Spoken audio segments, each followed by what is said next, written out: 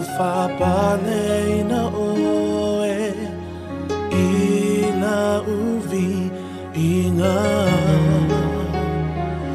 Olo mamalu pa ia whaanene ina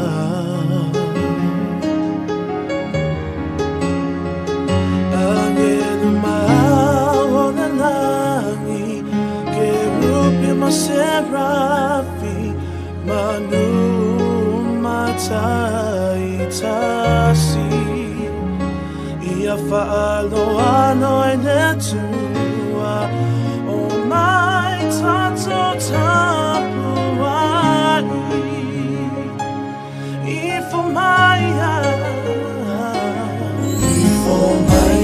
loa se o whapale ina oe I la uvi I ngā Olo mamalu pa ia whaanene ina Angelu mahao na langi Angelu mahao na langi Ke rupi maserafi manu matai tasi Alo I le tua o mai tato tapuai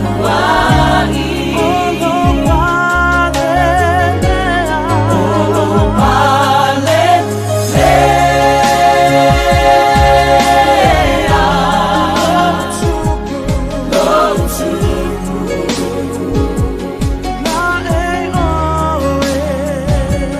La e oe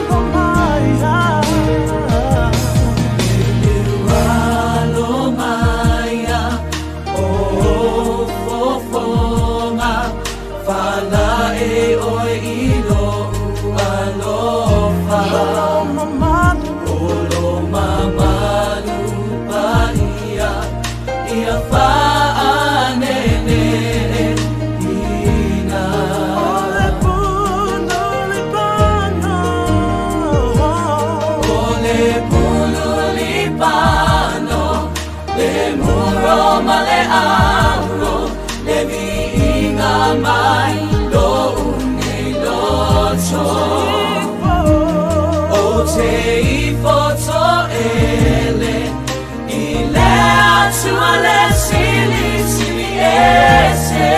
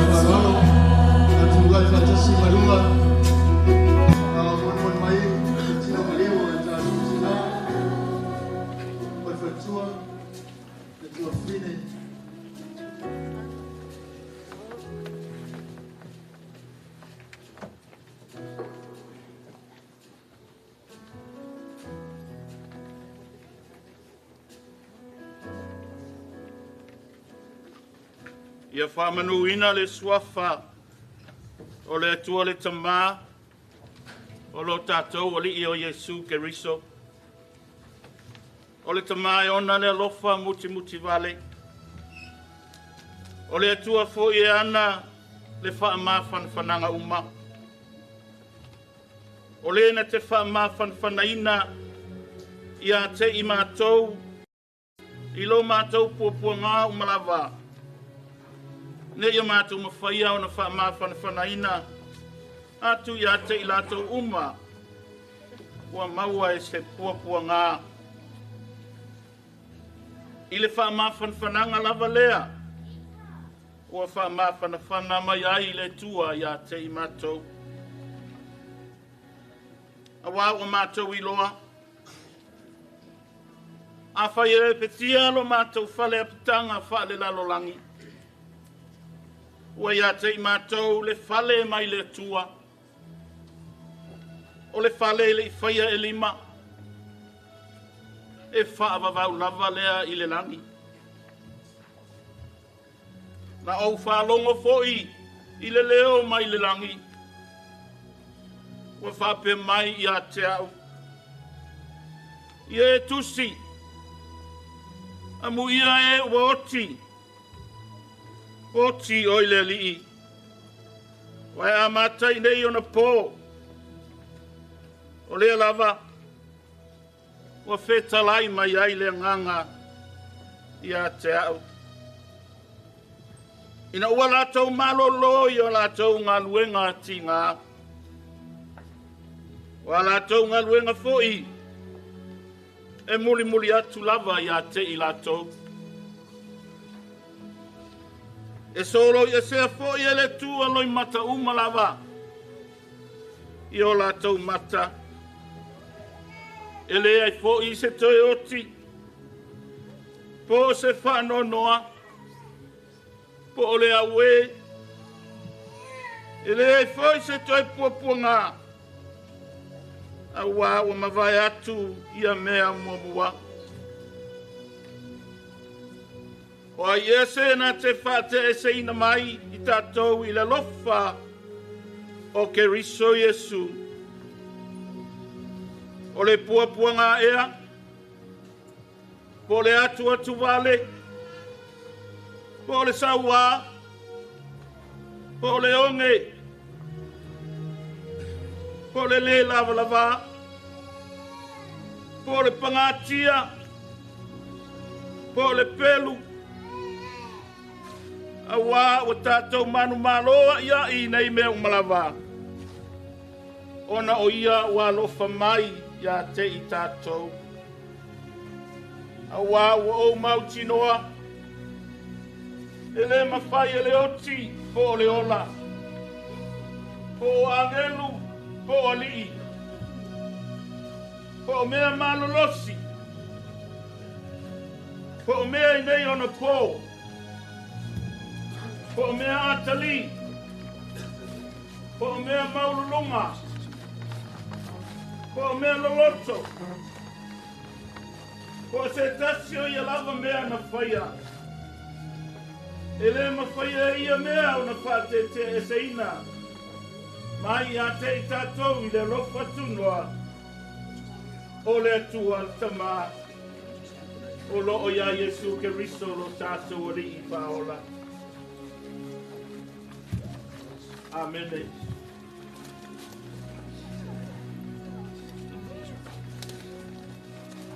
Le vanolea o te warawai.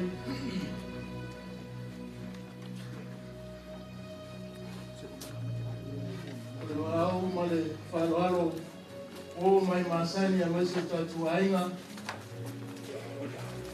Whapena o na mori mai le lea fiafi. Usu ma le pese le au le lea fiafi. Whapena o na o mai ei lo whaanga memorianga o mai masari o tātou ainga o na o le whaitua, le tina, o le uso, le tua whine.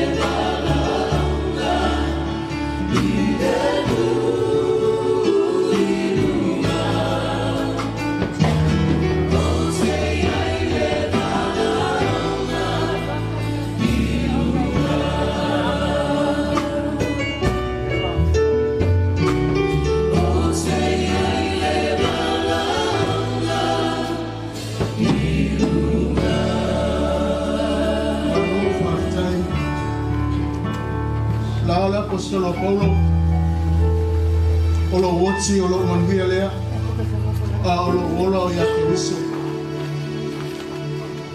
o a wenga la apostolo ele to e foi mai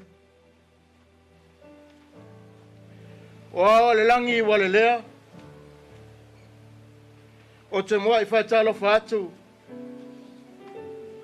I nei a fiafi I lau sunga le whawhengainga am tuanai senga le moe ma le nofo ialo le au whaingaluenga totofia le atua wa o tau whaltua paia mo lunga I ainga ngalua wa tātou pota le nei vaenga le afiafi wo mai masani o au me mai o te whātalofa atu le nei vaenga le ewi na tātou mafuta le loi mata malingi male loi mata whānoa noa ai pule pele atua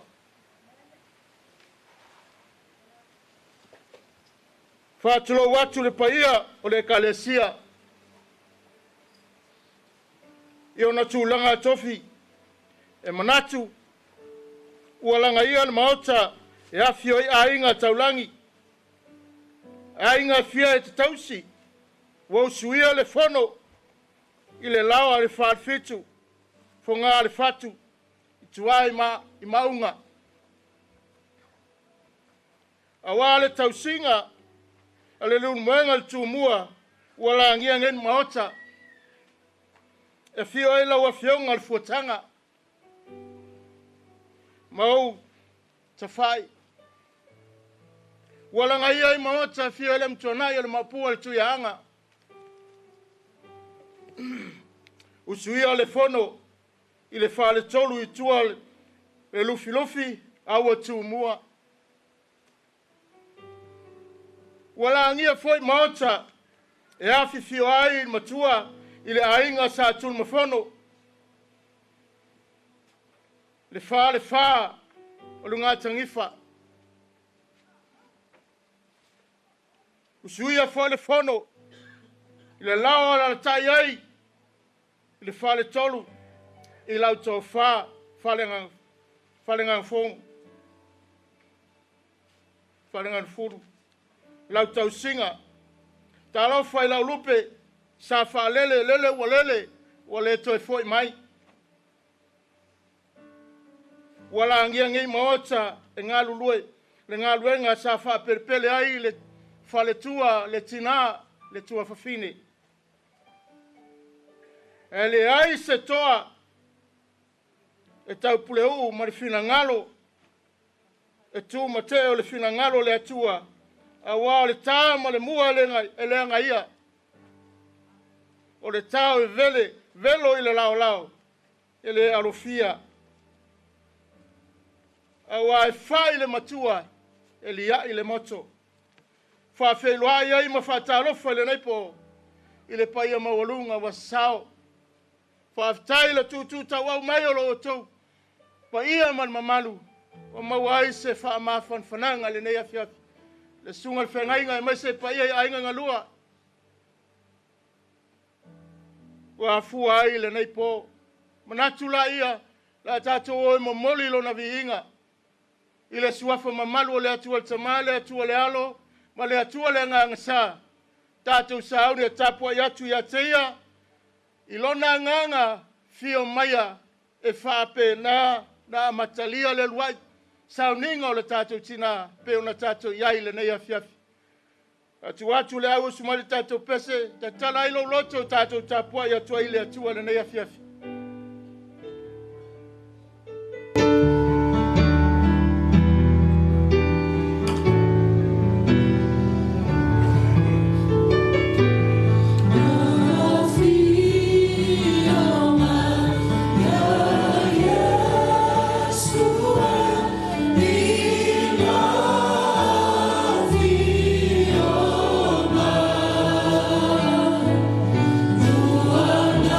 Oh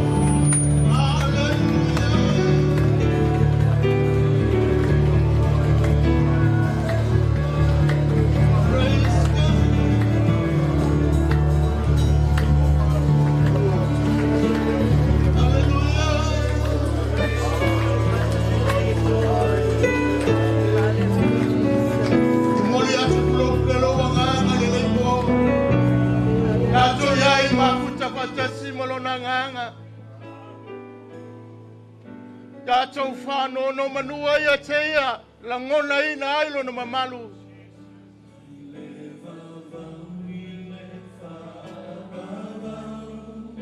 Praise the Lord. Whamanu ina lo swafa mamalu. Ole papa.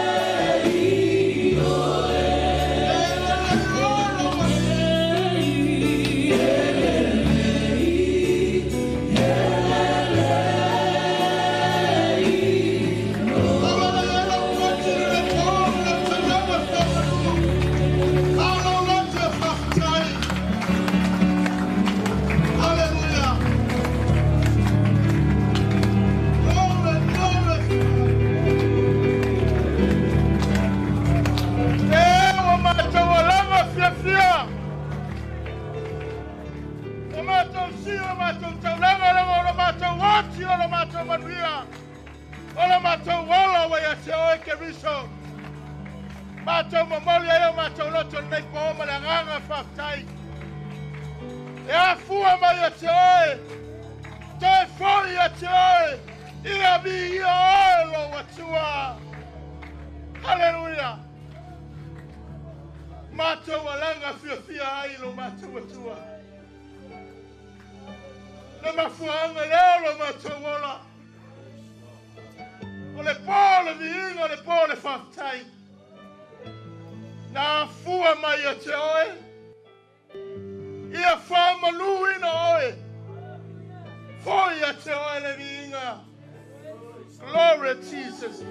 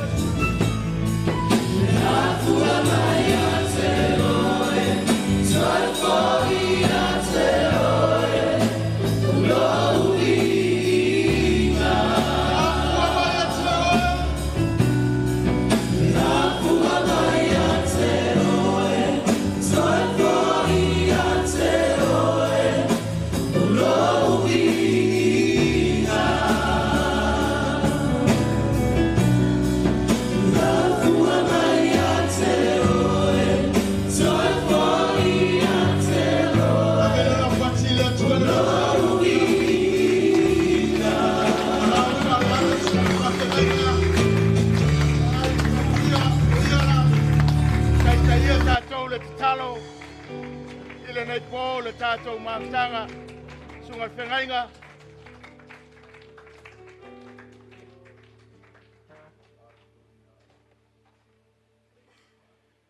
Tātou walana mai lano.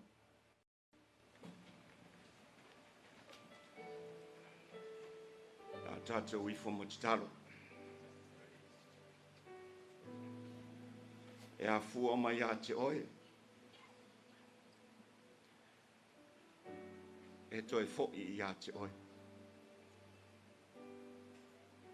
O lou lava vi inga. Awa e te tau lava le vi inga le whamanu ma le whanetanga. Oe o le tua o Sapaota. Oe o le tua o le langi ma le larolangi ma mea uma o lo tumuai. E sili sili ese lava oe. E sili sili ese lava oe. E sili sili ese lava oe lo mātou atua. Le li ie le tua o le nganga. E mea uma. Le tua o le nganga.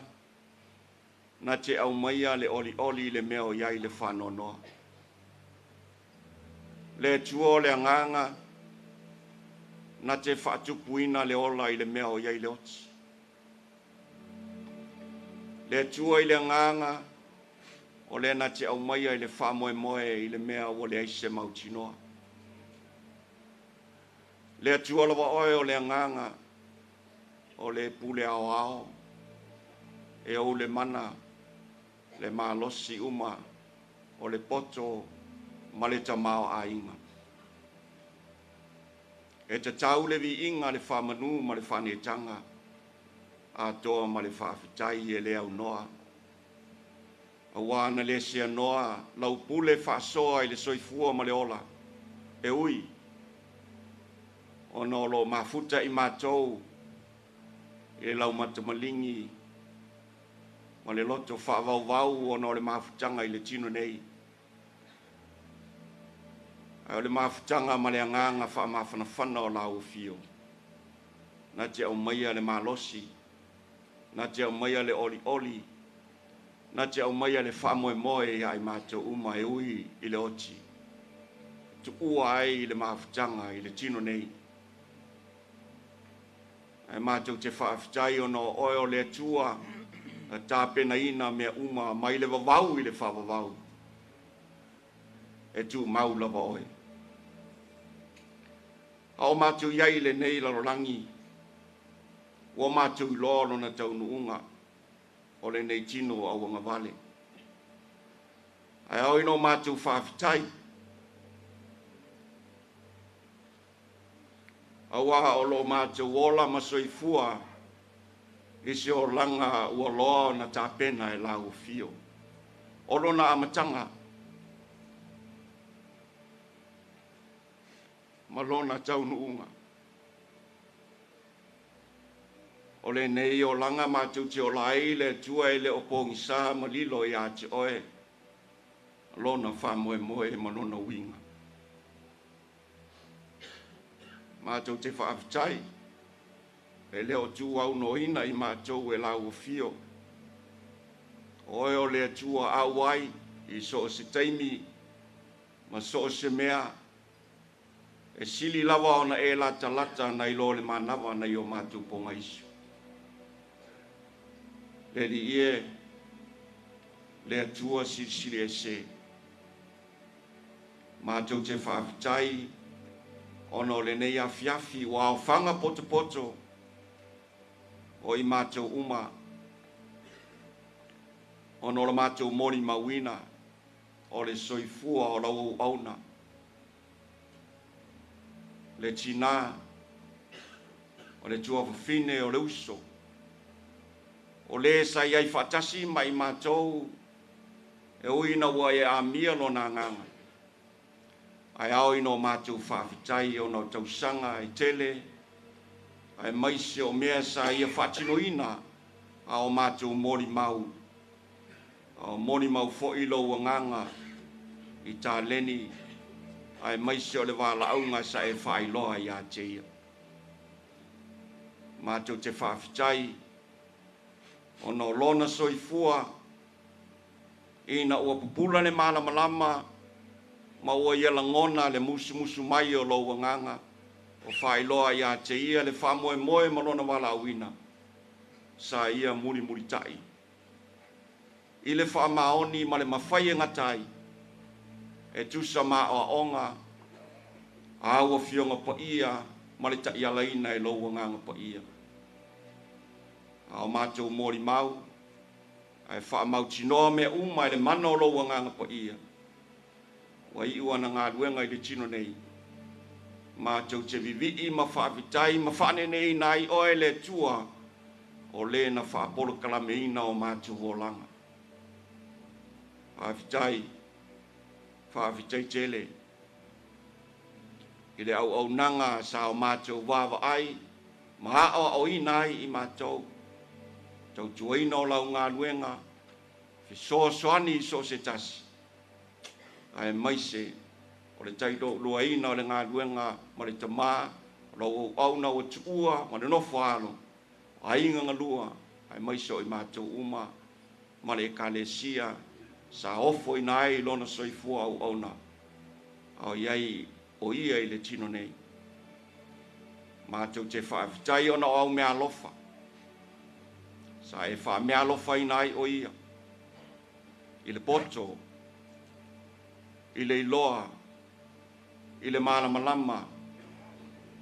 Ai maisi o le whaunga sa whatino inai le ngā luenga malona wala awina. Mātou te whaafitai foi ono le upu. Sa whaonga inai lona tangata e tala I atu ma mori atu I nganga. O tele o whapena no latu iloa, le tala le leo lo malo e ala ia Yesu Keriso.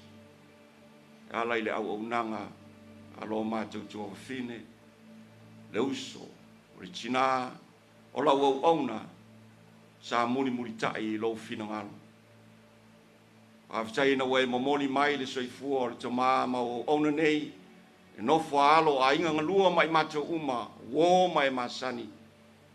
O e sa whai malanga mamau mai, ono le fia mafuta mai, I toe sa uninga lau au auna. Mātou te whaavitai, I loa ao ta iala. O lau la au ma lau toto, e wha mawhana whanai nai I mātou. E ui ono le malanga le maliu ma le oti. O au o fionga po ia e te taina I mātou I tafutafo wai tafele mu. E te toi whafoisia o mātou wanganga. Mātou te whaafitai tele le li ia o nore nei awanoa. O mātou mafutai. Ui o no le tuuai. O le nei mafitanga I lau o auna. Ai whaafitai o si awanoa. O mātou mauai le whaamafana whananga loa nganga po ia ma le tasi le tasi. A le mamoni mai o awa fionga po ia I le taimi ma le taimi. Ma le ngā luenga loa nganga po ia, o lo ngā lue I tonu I mātou uma te tō tasi. Awhitai le tala le lei, ma le toi tū I le ola I whaavavau, wa a oina ma mamori mai, e ala ia Yesu Keriso. O le whaamoe lea o I mātou uma lava. E o I whita ma whaingatā o le nei soifuanga mātou te iai, o whaafita uli, o pua ngā, I lea teimi ma lea teimi. O ia me uma waa o ina, e tupu ai lo mātou on sa. O lo mātou on sai. E whanau mai ai le whamoe I o mātou lotu. Whaafitai tele le li ia lo mātou utua. O lo mātou marua papa lava oe. O le olo mau lunga. O lo mātou wola tanga.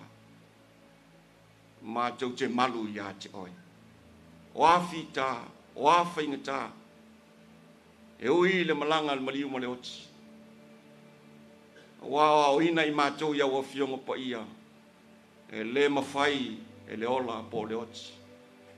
E le mawhai e se tasi lava mea. O na tu e se ina I mātou mai le lofa tu noa. Wa e tāpena ina e ala ia Yesu Keriso. Le whamoe lea o lo mātou wolai. Ma mawhai e ono mātou winu ina ti ngā o le oti. Awa o mātou ilo. E ui nā vese ina le mānawa ola I tutono le nei tino. Ai ai le toe tū e whawawau. Mātou te toe mafuta whatasi ai. Whavitai ono le tala le ala ia Yesu Keriso. O mai e ia I mātou, mātou te olai, o mātou whatatari ai le unga o mātou asu. E mātou te toi fōi atu ai I a te oe mani file mū. Mātou wala au le nei e fiafi. O ani o mātou o leo mani o mātou se. Mātou te whātou ese I o luma. Lo au na le li e mātou te taktonu.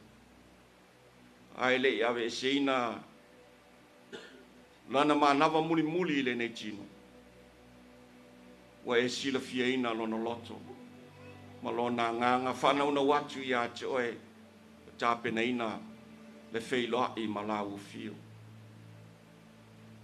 ma tau te whamawalalo i o luma a tau wala au le mana o le toto Yesu Kirisu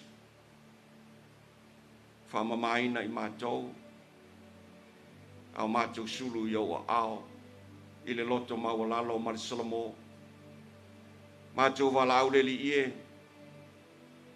au mātou iei pēa ma le tino lau auna mātou te talo i lau whaunga mana i mea uma tāpenaina i mātou o aua fionga pa ia mamoni mai ai le whamawhanawhananga i le ngata i le toma e no whaalo ainga ngalua o mai masani o le kalesia mai mātou uma talo i lau whaunga ne ia te talaina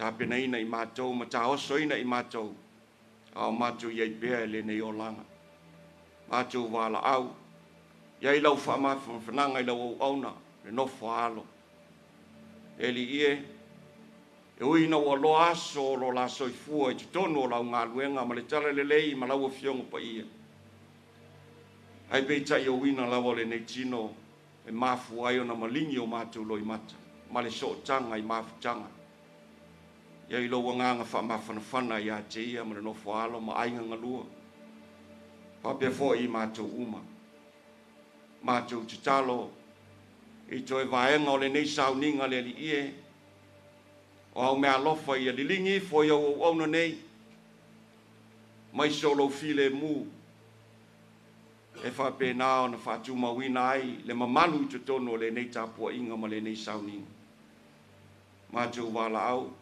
tu mau mai pea le nganga whau o lau fio a toi vaenga o le nei mawhtanga a toa ma toi sauninga o lau au na mātou te tui nātu mea uma i a te oe. Leli e lo mātou tu oe. Manui ai mea uma. A oe te tū la fo ina i mātou. A lo wanganga. E whape nao na mawhanawhanai i mātou. Lo mātou te talo. Tu maule file mu. Tu maule whao unga. Fo a i au mea lofa i ai mātou uma.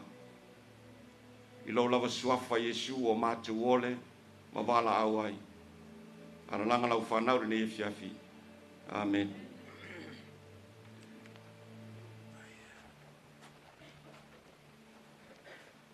Tai lo sungar whenga mo le tātou tānsanga. Ia, ne fiafi o le tātou au ne whanonglongo i le whunga ino le whiunga pai o le tātou tua. Sungar whenga i a tō masi.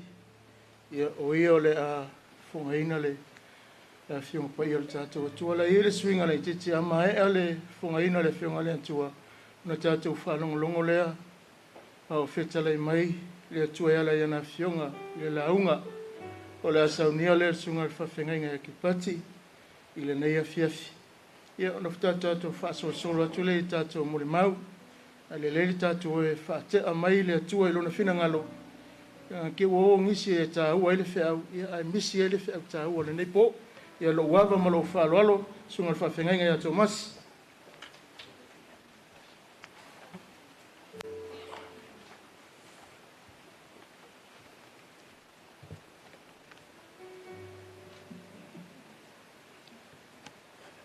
Tātou saune whanholonga i la whionga le tua. Tu sia e mangalia ma rekord, tau pe sumar wha. Wheu pe tolu, se i pa ira wheu pe iwa. Fia whaita wina le fiafi. Sai peta nia o ia le whalo Simona le pela. Ta oto e le tau mawhitanga. Sau eile o le whiwhine ma le whangu ala pasa. Wa eile le uu natu tau tele. Wa ta ere whangu malilingi ai i lunga o lona au. Sai ai nisi na ti ngai o la tu loto. Ma la tu whape ane. Pisa ala mea ua mau ai whapea leu umanongi. A wā ana whatawina le nā mea. Pa ua mau ai tēnari e tolu salau mona tupu. E fōi nā tuai e mātitiba. Na lato mui le whawhine. A ua whetalai atu Iesu, tu upe ia te ia, se ale mea tau te whaalame lawe ai ia te ia. O le mele lei ua whaia ia te au nei. A wātou te nonofo pēa mai mātitiwa, a aso uma fwoi tau te loto iai, ua o tau ma whaia o na angalele atu ia te ila tau. A wau nei, tātou te le nonofo pēa ma o tau. Wa whaia ia le mea ua ia ma whai ai. Wana uina lona tino e whai ma whaatai muanga o lou tanunga. E moni o te whai atu ia te o tau. O nuu malawa i le lalolangi e tala ina iei le nei tala le lei. E ta ua i fwoi le nei mea ua whaia ia. E wha manatu ai ia te ia. Wha manuia mai le tua e tusa ma le whaita wina o lana a whionga.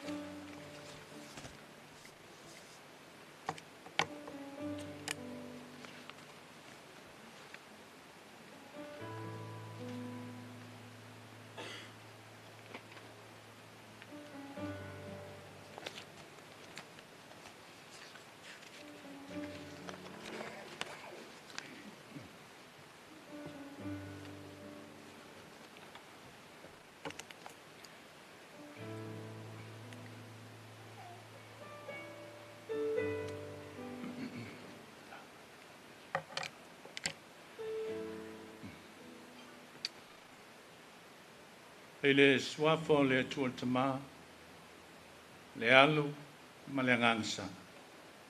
Amen. O tātou mai le teimi o le sauninga e. Tātou te whalamalongo ai le upa ia mai le tua. Al nei tai au atua.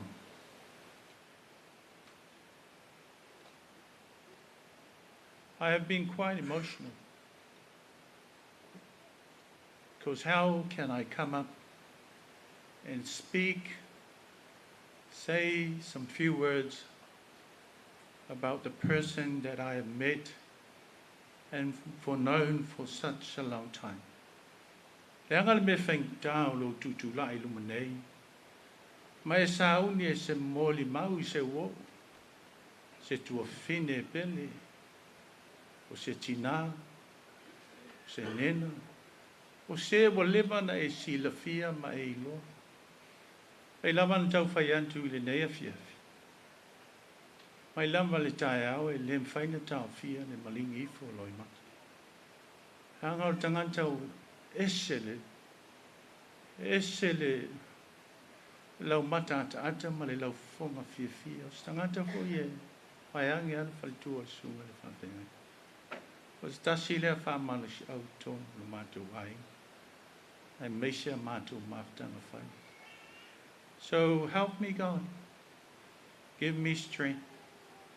So that I will speak in honoring your name for such a wonderful gift of life that you have blessed us all as we witness the family service o le toi sauninga, le fionga, le whalitua, sunga le whawhengainga, po le tua, le malo, le whalitua, le mapu, le tuianga, le fionga ia Irasa Lemoe.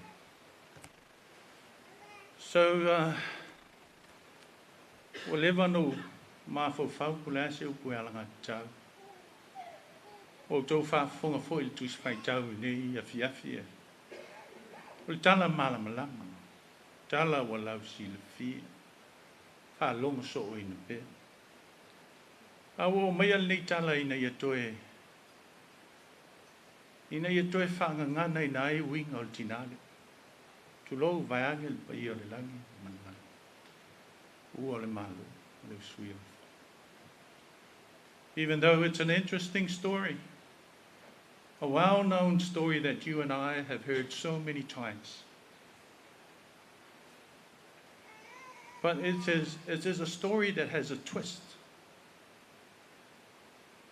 Because how does the story come about? With a woman with no name, but suddenly she became the talking point of the story as we read through the passage.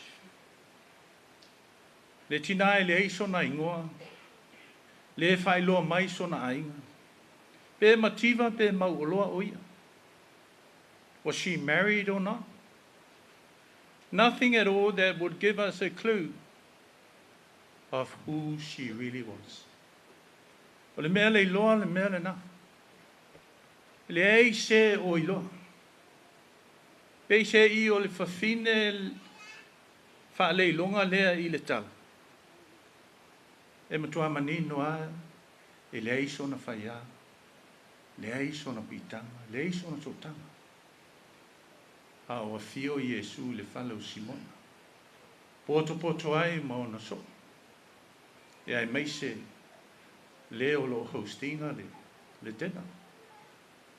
E pe ona iai le afiafi ma le launga le nei afiafi. E paule mea e tatai ei so finangalo mo sa tātou langona. O le wha autu moni o lo I le tala le nei. Ma le ano liu o le nei afiafi mo I tātou. O lo maua le whaiupoe. Whaiupoe ono le tusi o mareko mta po sun malfa. Se ale mea tau te wha lave I a te ia. Why are you upsetting her? Leave her alone. Tu upea oia. A wao le mea le lei. Ua whaia moa nei. Ia le tau whamtalaina le tala o tau silfi. But what was taking place, no one could understand. But only Jesus of Nazareth knew the whole truth, because Jesus is Lord and Savior. And at that moment, this woman came. She came with the understanding and broke the bottle of the alabaster oil. The disciples who were with Jesus were so confused. Even Simon himself, the host, was silent, because this woman was an uninvited guest. But again, Jesus knew what was going on. O kei mi lava na tatai e le tina le whangua le pasal nei, pe ona wha ma mawha le whaiupoe ono na tau poes fuma le wha nei o lo. Ta oto ai le whatu, ma le lo loto, o le mtau sirisili o le whatu o tua I le winga o le nei tina, le nei whawhine. A wao se whine lava. E tumu I le ava ma le whaloalo, e tumu I le alofa, e tumu I le loto maulalo, tumu lona loto I le whamaoni, ma le whai me sili mo lona atua pe. Le iti oa wha amu ia I Iesu le tinale, le whawhine le. A wao se whangu al pasa e tolu se lau te nawi. O le tongi o tangata whainga luenga o tau sanga. A o lea o te tai. Le eise me mangu ono le tina o tu inatu. A toa lona ola mo lona li.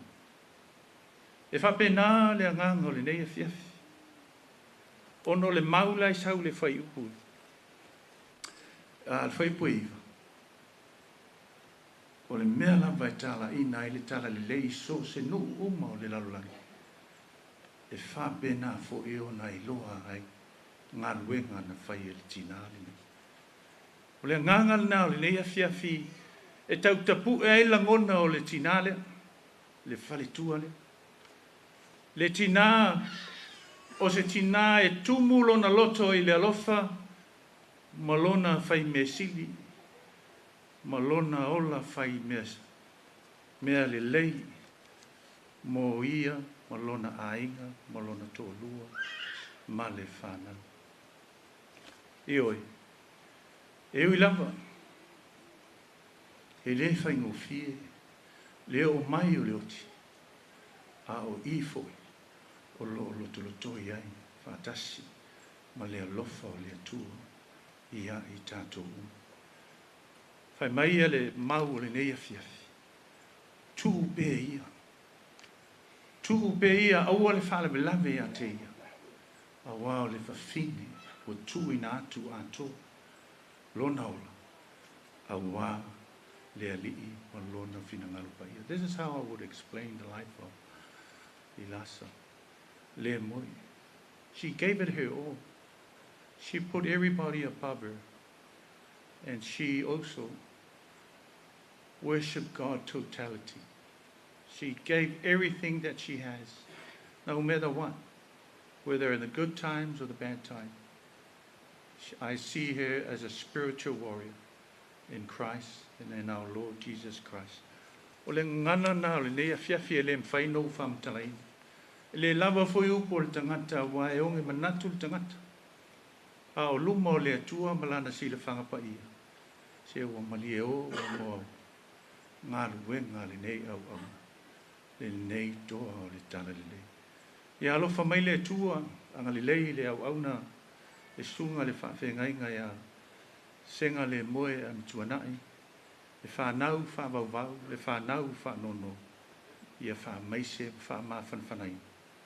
Le atua i nei mai tau au tātou whenga iai malona mali. Ia whapeina fōi, whamaise le nganga o le atua, pa ia e ainga ngalua. Ia whapeina, o na sili o na sao whangalo na nganga, i le malo le atua e whamawau. Ia tu mau pēa i le atua no na viki, nei maso malapa. Amen.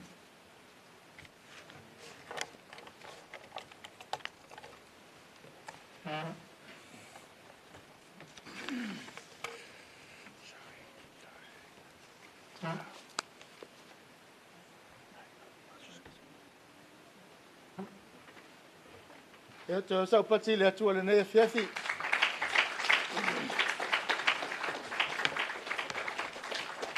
Moli le nganga whaktai le sunga le whawhengainga. Le upu ato ina mo tātou le nei fiafi. Mane le upu le ana o ngā tutonu wei le whiau. Tu upea ia se whai. Tu atu ia se yalu.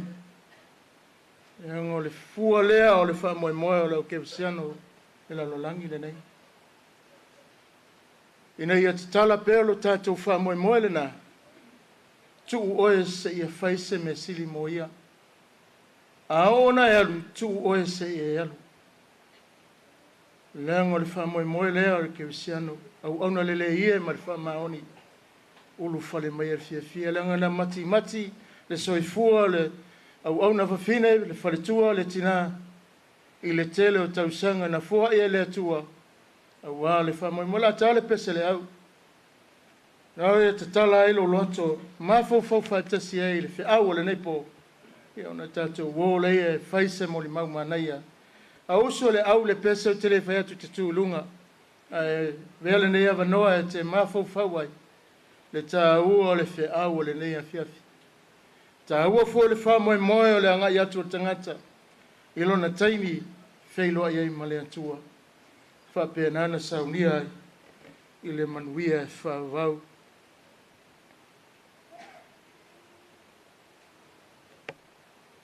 Ia, e lea whaina, nanga te loa vai vailo whai pese.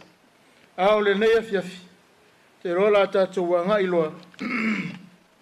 La tātou wanga iloa i le tātou mon mau. Wahenga tā ua leo le tā sisila ane le tātou pukalame, pe ona tātou iai.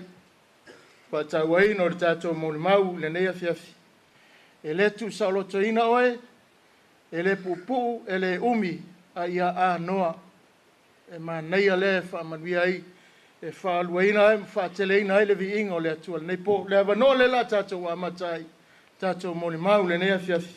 La tātou wha longolongo ai, o le moni mau o le wha nau. A uma le moni mau, o le whanau ia ona tuu atu le awanoa i ainga ngalua le tu o le ainga le whaletua o malanga nei ia e mase foi le tamao le sunga le whawhenga inga ia a uma ia ona so o lea ma le pa ia mawalunga o tātou mafuta so se tasi o i tono nei whale fia whaisau mo le mau ma wala wa wanoa te mo le mau wai mo le mau se mele lei vi ia ai le atua ina ia whapea nao na tātou si whaatasi ele taulanga whaafitai le nei a fia i lona alofa ma lona angale lei velea ia la tātou le avanoa le atu ina atu i le nei a fia ia le i le nei whanau po o alo o le whanau e sunga le whengainga ma pia fo le whalitua nei ia a mai ese la tau mo le mau o mo o ngā lofa i se o la tau tina a me se fo le la tau maftanga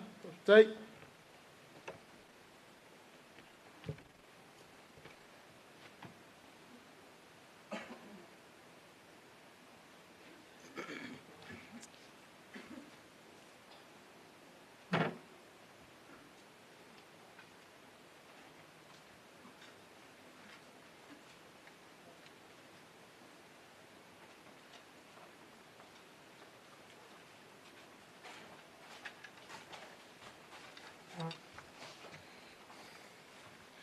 God is good. I say God is good. And all the time. I want everyone to turn to their neighbor and tell them that you love them or that they're beautiful. Turn to your neighbor and say, you are beautiful.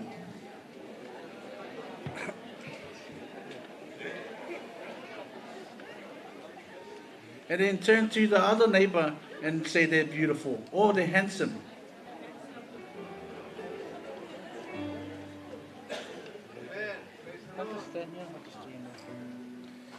Yep.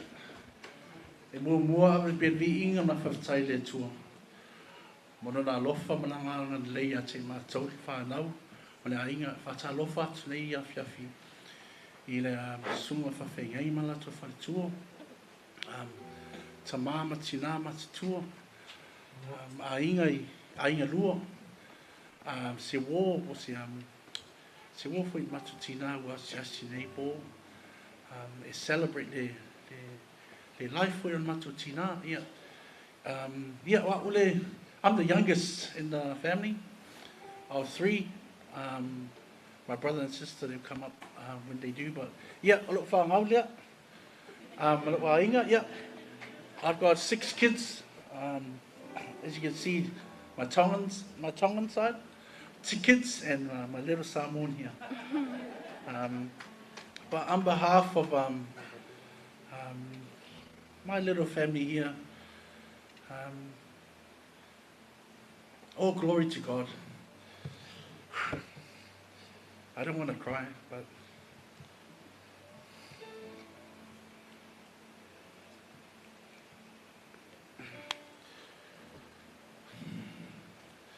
thank you, Jesus. That's the reason why we're here. It's because of Him.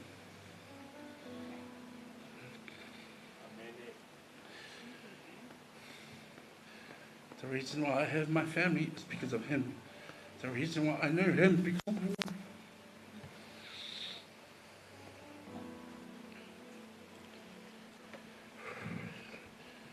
I told myself I'm not going to cry. Because I thank God. He's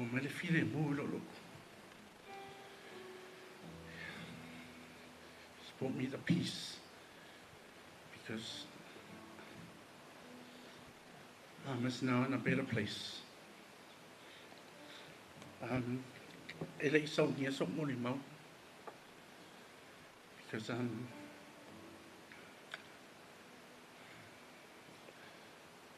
I think I'll take that after my mom, you know.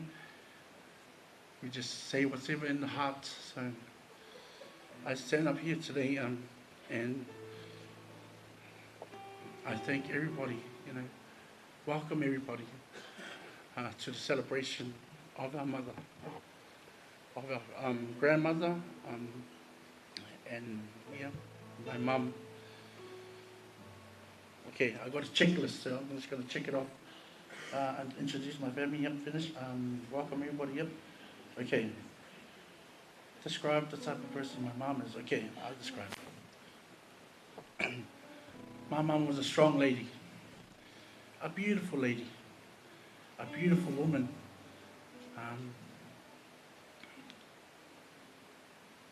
A very stubborn woman, if all of you may know as well. But a woman that cared, and she loved everybody.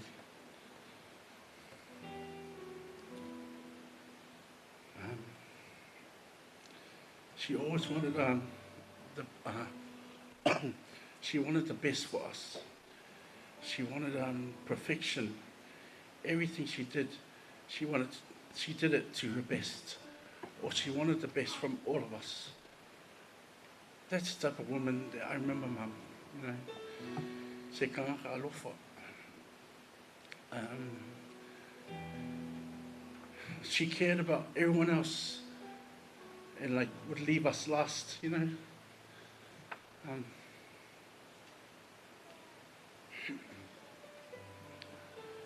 I remember sometimes I find me look, you know, even from when you were young until now, you know,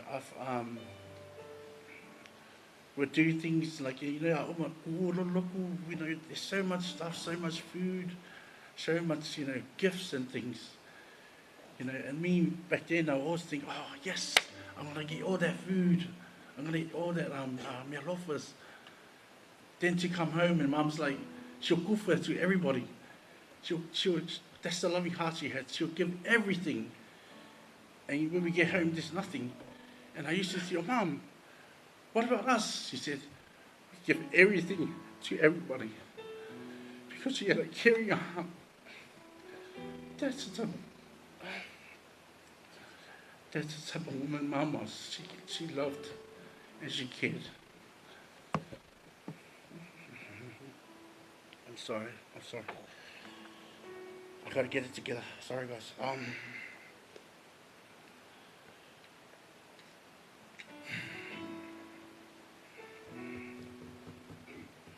What did she enjoy? Our mum loved spending time with her kids, especially her grandkids.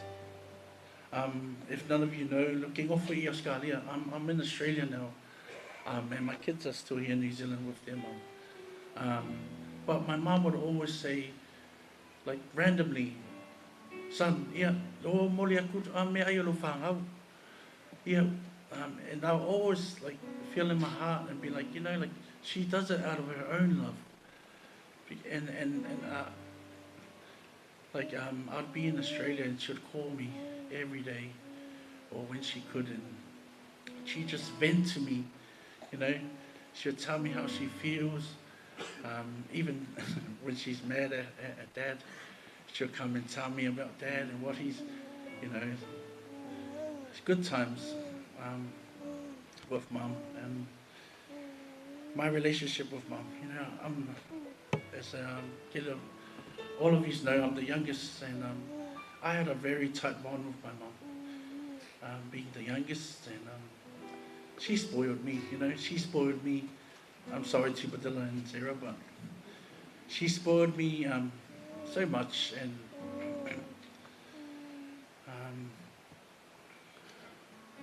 I don't want to keep this long, but yeah. This is my message that, you know, I got from Mum, and it's not just for me, it's for my kids, it's for my siblings, and it's for everybody. Her final request was that we continue to seek Christ and we continue to serve Him. And in order to see her again, that we have to continue to seek our God. So I say this peacefully to my kids and my family. If you want to see Nana again, we've got to continue to love Christ. just the way as the mum loved us, or Nana loved us.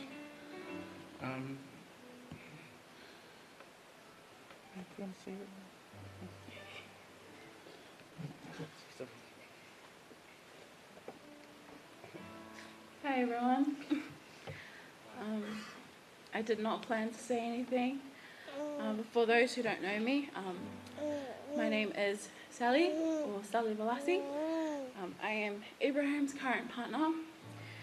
We've been together for 8 years now, and that's how long I've known Irasa. At one point in our relationship, we moved out of our house we were staying in together, and we moved in with Mum and Dad. And I remember when I stayed with them, I was doing for hours as you normally would, and I went to go wash the dishes, and with Irasa, there's a certain way she likes to do things, and then she stopped me, and she's like, Sally, ka kaunga whai pape rea. And then at first I got so annoyed. As a partner, I go to Abraham, why is she like that? She's so stubborn. But then I realized that there's going to come a day where God's going to call her home. And that's going to be the things that I'm going to miss the most about her. And it is on her way here, just randomly I think of her and I was like, man, she was so stubborn, she was so hard to impress. But the last time we saw her, we took a trip to Bangor where we met, so Mum, I found out she's the eldest of, she's got two sides to her family. She's got her mum's side and her dad's side. And one thing I really adored about this woman is how she kept in contact, or how she kept both of her families so close to her. Even when she went to her Bangor side, I saw the relationship that they had. They were so close. And then I was fortunate enough to meet both of them, her siblings in Melbourne. And then recently we went to Bangor where we met her other siblings. And I see the heart that she has for both of the family, and to see them be here today, it feels like a piece of her is with me, because I know how close she was to both of her family, and that's what I love most about her. And now that we're in Australia, every day, there's not a day goes by where she calls us and she checks up on us, because it's true, she truly loves her grandkids, all her grandkids. But she never misses to call us, check up on us. I guess because she was stubborn, she showed love in a different way, and I saw that, and I was so fortunate to spend time with her before she left. But yeah, just a little backstory of my relationship with Irasa. But yeah, we love her, we miss her. Ia manuelo malanga mum, we love you. Bridget, do you want to say something? Dina, do you want to say something about Nana? You sure? Okay.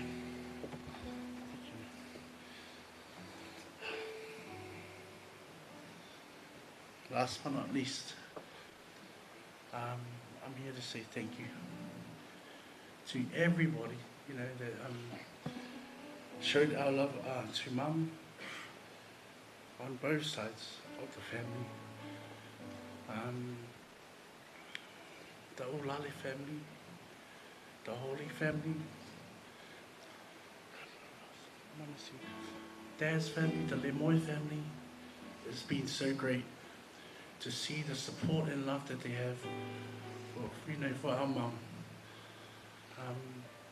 Family and friends, I see some old faces. It's so good to see you here, because who knew that we'll sort of connect again or see. But on a day like this, like I said, it's a celebration Let's continue to love, love our family. If you don't have a strong relationship with your mom or your dad, change that. Or it's too late, Thank you to the church. I see church members from long and before. Jerry's mom. I see Sa Malia. Mase Sokana. It's good to see our old eulogy family. I see some friends at the back. Even my grandma's side, I forgot to mention, Olivia's side. Thank you so much for the love and support. It's amazing. So I stand here today on behalf of my little family. And, we just got to say, she's a queen. She's our queen. And to have all of you here and, seems like she is, she's our queen. So we know she's in a better place now. And well, we got to be ready, The question is, are you ready? Are you ready? Anything can happen tomorrow. Are you ready? Are you going to make it to, are you going to get eternal life? That's why I'm going to make sure my kids or my family know who God is so we can sit together. Se moli maule in honor of our mother, dad, be strong. To my own siblings and family, all things are possible through Christ as we believe. Jesus Christ, amen.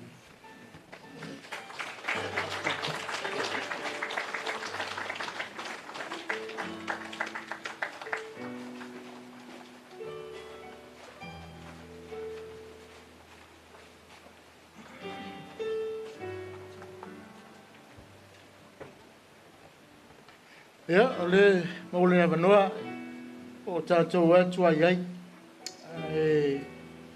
Anei alo sumai ma le tātou taimi foi aua nei tātou vai foi pe le la vale nei po ai manaia le tātou enjoy le nei afiafi sau mole mau matanga o fie. Amen. Hallelujah. Mo ngā sa moli ai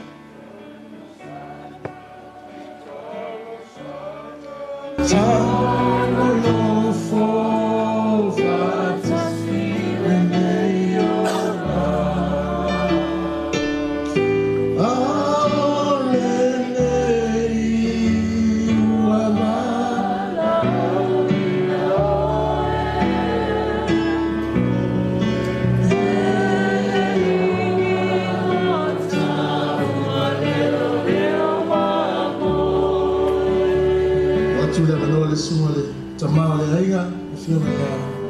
in Roa.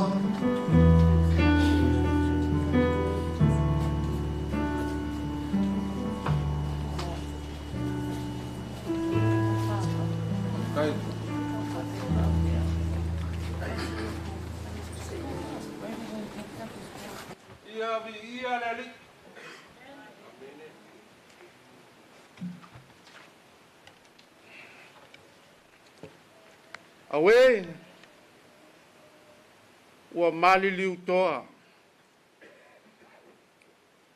ua mau ai au penga o le taua sa finga ia ta vita ina ua whaalonga ta vita ua maliu saulo malona tali o na tana pa pese langona o le nei a inga i tinale tulou lava ai moai mua o lo whapea o lo ingoa o lo ali lafo mai le la fanga o lalo manu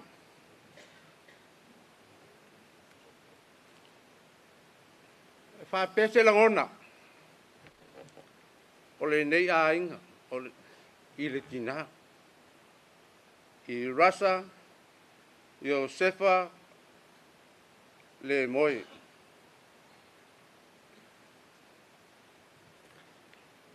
O ia sa fai mapae ma auli tutono le ainga I lalomanu. Le ngata I tutonu o nei New Zealand au Samoa. O ani whalawe tutupu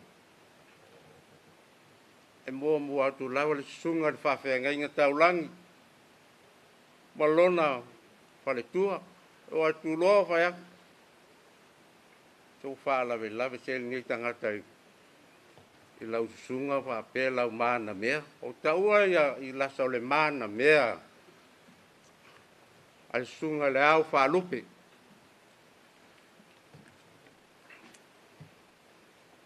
O I lasa.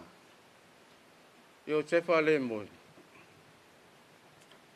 E le whātua o ia. Lo nā alofa. E alofa I nei to e alofa I lalomanu. Lalomanu le to e whātua whai o ia o le maupu o le tuia whale tua. O le maupu o le tuia ana. O le whale tua. La fionga le amtuana. O le whale fioli.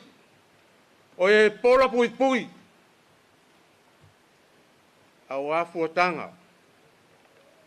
Ma le nua o lalomanu te o whātu penga lo sale au mua. O lona tu langa I tutonu o lalomanu. O le whale tua. A o mai fo I lai tutonu le mea o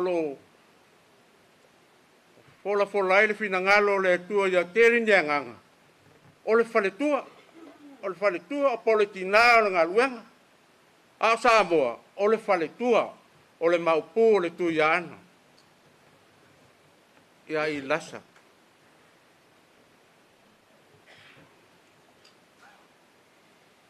Tua ngā, ele kere sa muri mau.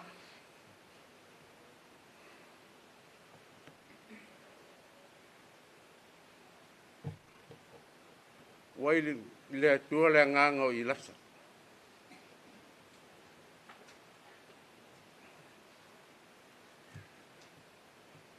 O le isa whaaka. Le isa whaata toi. Ta e wha peifo. Mam. Wa le tau le whale ainga. Mam. Wa mai la e iu. Hai le sauni o le lotu. Wa i o le tinao le kāletia. O ia e whau tua. O ia o lo ta ue tinao o le pae ma le audi. I to tono le kālesia, o to tono le nuu, o tono le ainga.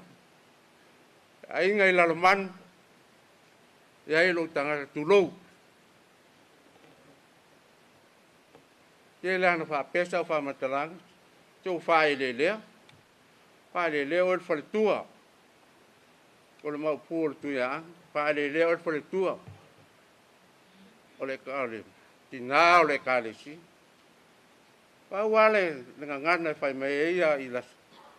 Nale soi. Nale soi. O le aso iwa o le masina le ante nei. Sa ma sia ki ai. Sa tala no mai. Tala no fia. Tala no ma to e. O le se ma ko loku fai na so ma o ma ke pai lutu ia ngā mama tantara noa. Tantara noa whasama noa. Whale tō whini. Whangā lea. O atu tue asiasi atu ia. Ami tua na. O whai atu ni mātua inga. Leo I lasa lea sa kawa. Sa tawa tua ia. Whangā lea. Fina ngalo le tua. Ele te fina ngalo am tua na I le sunga le au whalupe. I to tono le kālesia. Le ai. Po te fina ngalo o le mawhitanga po le nei e kālesia po le nei au whio o potopo. O le tua. Laua iai le ngangole. A mai sen wha mawhana le tua. lau sunga le au whaalupenga. Amu tua nai, o le oe le maupu o le tuia ana, o le nofa e alo. Ia i pele ngango le tuia alo. Lau ai, o tātou tiru nei, ngā le tino, o le ngango i rata. Lau ai le atua. Lau mau popo na wha mau popo, ma pai ma tiru mai. Ani i tātou te nofo ma tātou tāpa. Manu ia tele, le ngātu mo a tai au. Ria lau sunga le whawhengainga, le no whaalo. Ria le au sunga le taitai. Ma lau au waa le nei aso. Ma ria le au whawhonga le nei aso. So i fua o no Yesu. Ameni.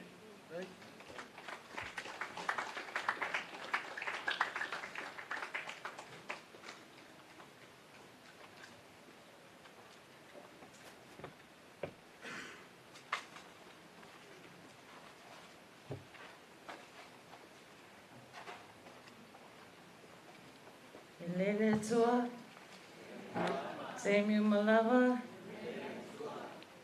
Lolo ingoa o Seira, Irasa Lemoe, wa ole lunga lua whanawa a Irasa Masenga.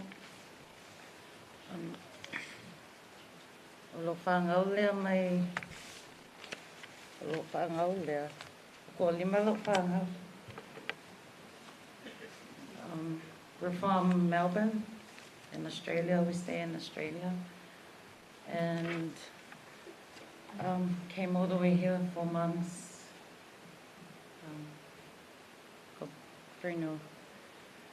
So, first of all, I just want to say whatalo whātu I le paia o le sauninga, so sunga whawhengainga, ma whaletua.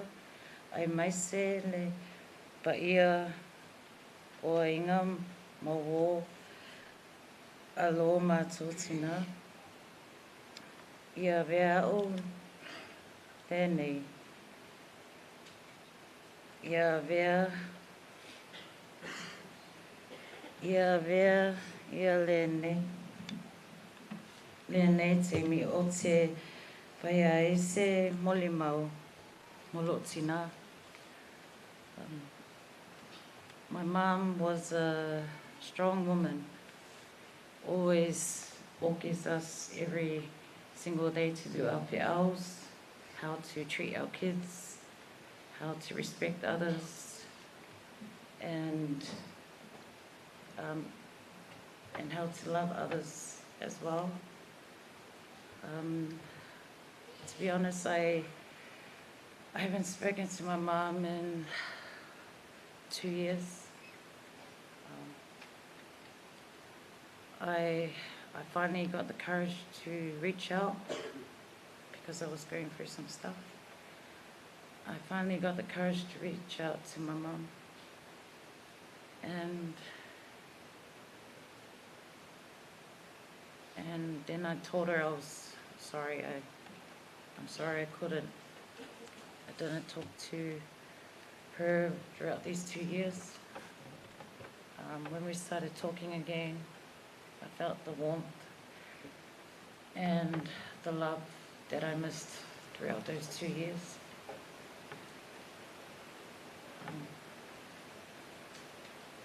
So throughout those 2 years, after I had contacted her, I didn't know she had cancer because no one told me.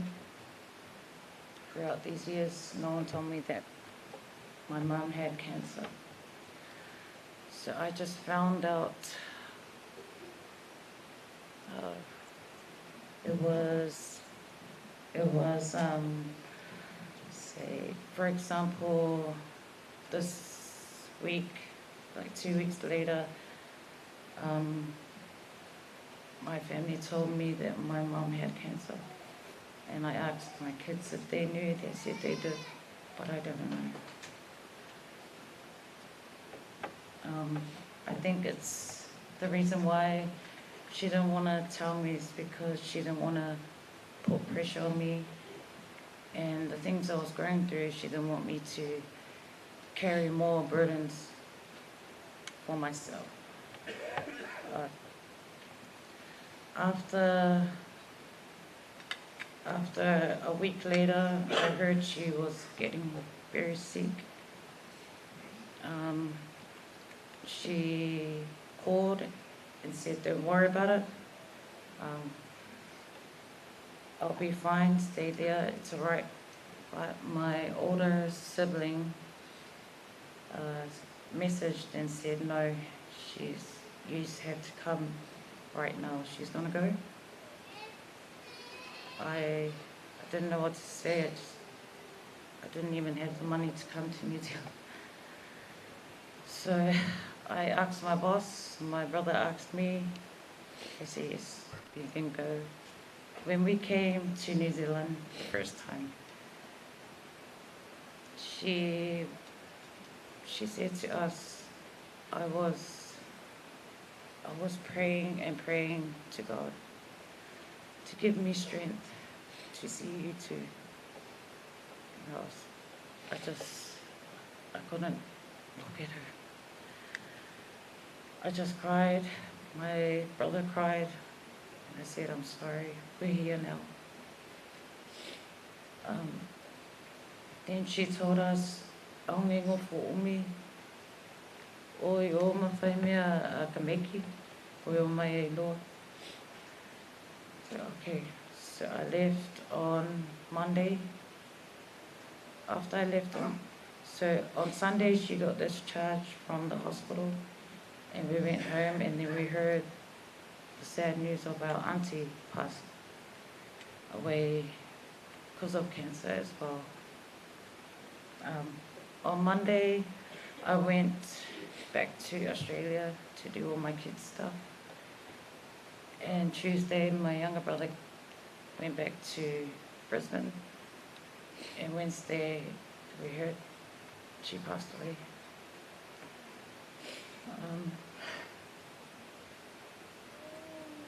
So I told the news to my kids, and we were just all crying, remembering the memories that Nana, my mom, shared with us as well.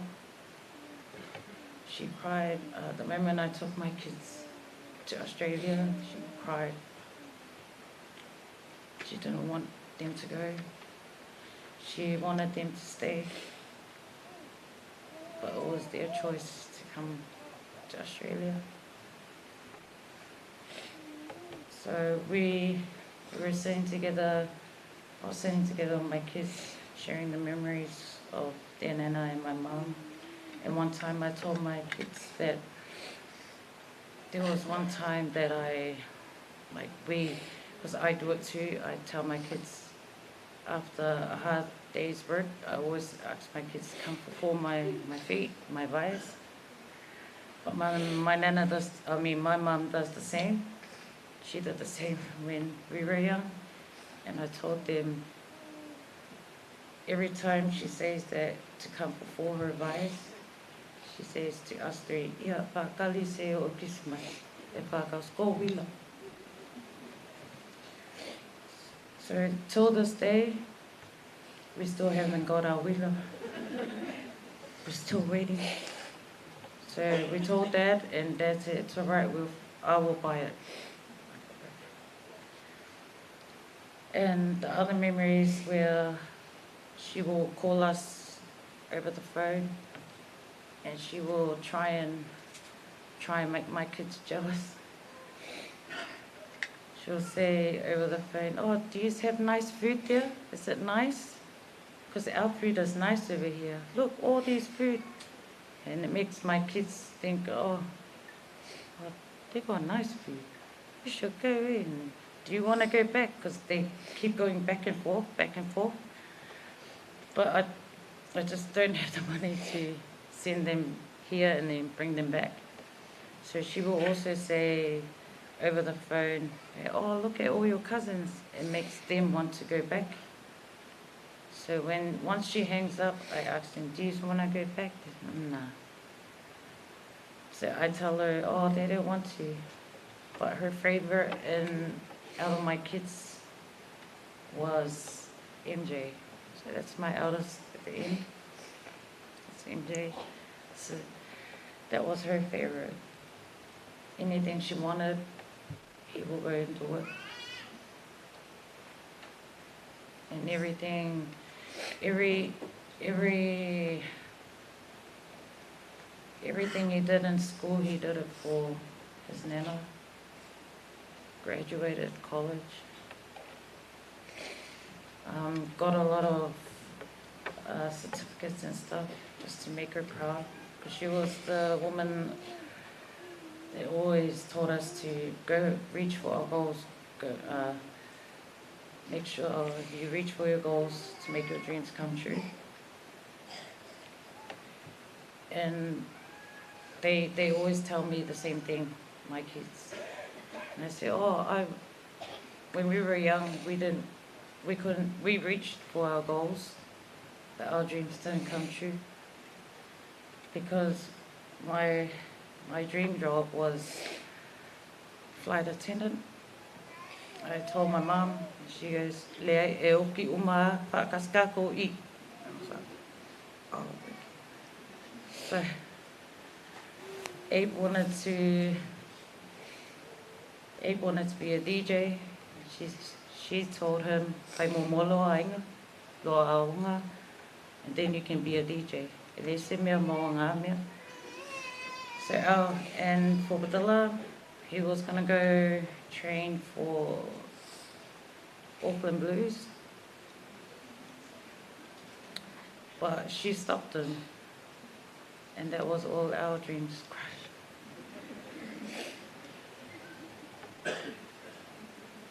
So,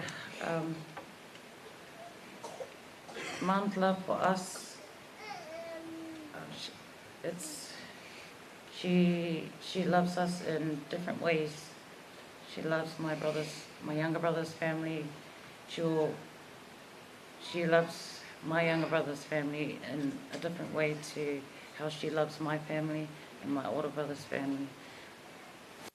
But when we're all together, it's one love together. And we always share our memories together. We go to the beach, eat do konga'is over there. Every time we do konga'is, us three are at the back, and she yells out to us at the back, "May apa whango," or "come and bring this and that," and us three in the kitchen, you go. We don't want to because we don't know how, we don't know how to do it that time. So then we had to, my mum said, just put teaching us the basics for pe'aus as well. And just learning that, I've passed it on to my kids as well.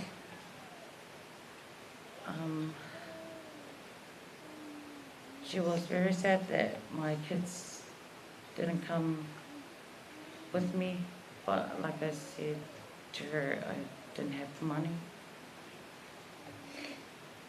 She just cried and said, "My dream is I want my grandkids here, all of them, all 5. So my baby's at the back with my in-laws. But yeah, she was a strong woman, always whaakongo us to do everything. Gave me a guy, but we just loko maolalo our hearts. She try and respect our mom. Same for our kids. They get whali as well over my mom, but we teach them to respect their nana because one day like this, she will be gone. So I just want to thank everyone for coming tonight to support my mom, our mother. I know she was a hard woman back then. I've seen everything. I've seen it through church. I've heard things. And I just ask you guys to forgive my mother if she has done anything wrong to you guys. Because I've seen that too. Amangalo matotina. If I was to say for you matotina.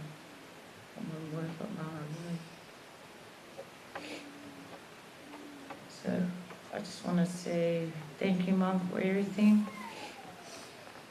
I'm sorry I wasn't there that much. I'm here now, and thank you for waiting for me to say goodbye.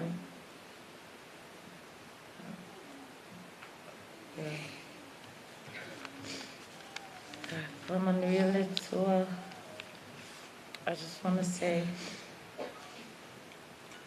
from Manuela to o mato ainga wo malo o to alofa.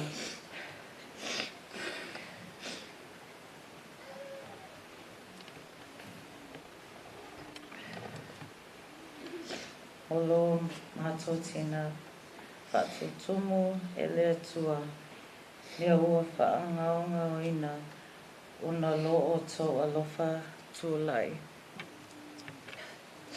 Pamanuia le tua, pamanuia le tua I le awhinga luenga a le tua, ma wha le tua ai mai se le loa loa o le mawhitanga nei. God bless you all. Whawhitai loa.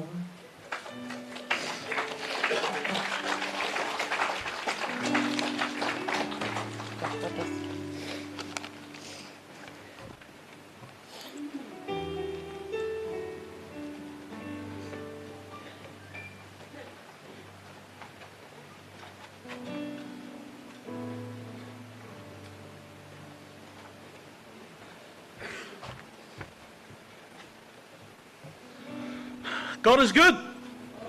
All the time.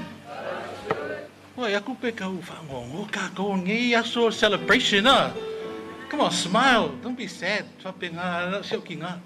Yeah, ere umi fo siau kalanga wa unga ka ere kau kara keli. Or action ah. Yeah, pero kala siau uso like ikiria. Yeah. O mua whawhikai aku re au whainga roenga. Sunga whawhingainga fo tua whape fo ia inga ngā lua. Mua whainga whaatasi mai nge fiafi. Whape fo I wo masang makaka masang ya mai sera au faini o ko kele au suma ka singi whafkai ki rea mo ko finge mo ko ava mo ko mai kaka mo sio kinga ari o misio kala wa ulai ko lu whanga e makua e fai fu ngai kon ka soi fu nga haleluya e ko rua la le me nga wo skadi fa oh me Silvia ku pe skadi ngai fai ya o rua ia praise the Lord.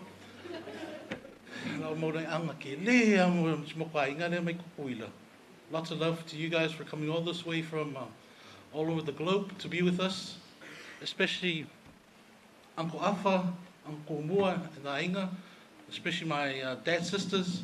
Okay, mingi makalango mau siau Uncle Yulai. Okay, mingi skamai me also mai also mai ki apolo if it's just a little flick eh.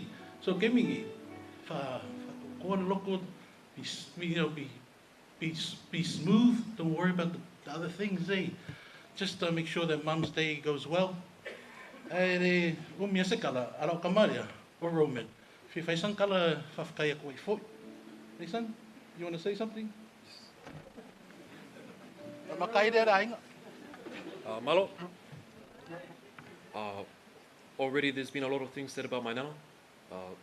Pretty much sums her up, but I'd like to give an example from the grandchildren's perspective. My nana was a hard lady. She was a stubborn lady, but a very loving one. At some point in all our lives, we've all stayed with her. Me and my siblings, recently we stayed with her. We spent her last year alive living with her. Our cousins, Sarah's kids, Abe's kids, we've all stayed with her. Sometimes all lived with her at the same time. So it was always a packed house. So to you, Nana, from all of us, we send you off with love. And may you rest with our Lord. Amen. Kei ngaro kia ka ikare re mea mo ka longoe mo ko ainga. Shaka mama, my brother and sister, we had this talk. Ane longo no mo ko a. Kei mo ko mai fa fo me fan mai. Na pe nga mi a ko arko inga po po te wila. E wha longo ko le po o wha pere longo mea. Ho to mo inga fa ke mo ko do le po wai na ru ai po le afi au le manga o le mo ko. Ya, lenga fai mo ka longo. Ka nga ye ne longo nga ngi po nga ke wo umi a se mo ni mo. And may you short and sweet sa ka ko. Yeah, God bless. Love you all.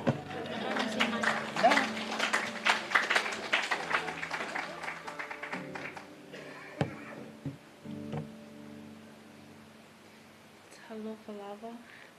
My name is Irasa Lemoe. I'm 19 years old and I'm the eldest grandchild of Nana.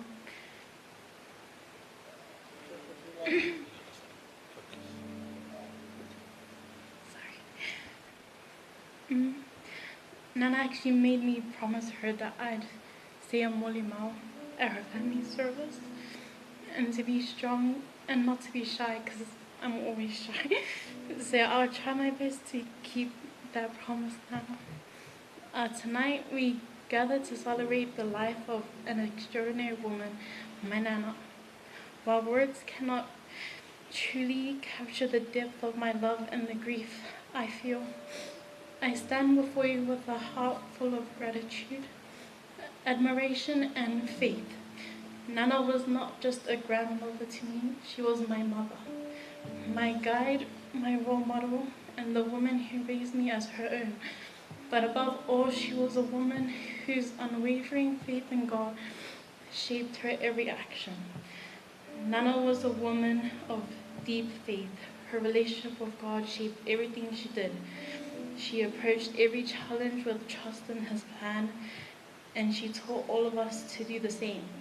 Her prayers were constant, her love for God evident in every word and action. Nana showed me that the true strength comes from the world, does not come from the world, but from a heart devoted to God. Nana's life was rooted in faith. She was a God-fearing woman who lived her life in service to others, demonstrating daily what it means to trust in God's plan, even when life wasn't easy. Through her, I learned the power of unconditional love. Nana loved without expectation or condition, offering kindness, grace, and wisdom to everyone around her. She believed in the value of family, community, and compassion, and she showed me how to live with integrity, humility, and generosity. I am who I am today because of her example and the love she gave me.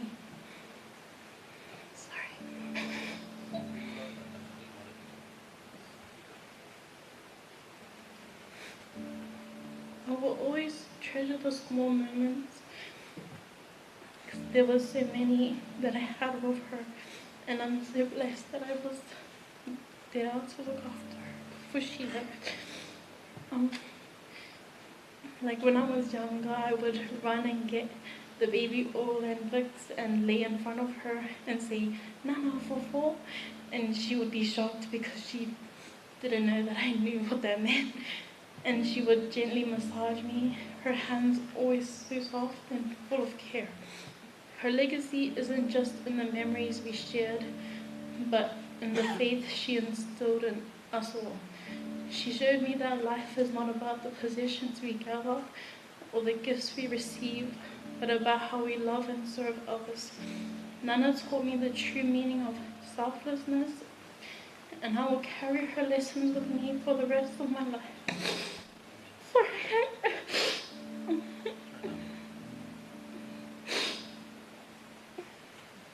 Nana, you were the heart and are the heart of our family. Your strength, wisdom, and faith will continue to guide us. I know you're now in the arms of our Lord, and that brings me comfort even as I mourn your loss.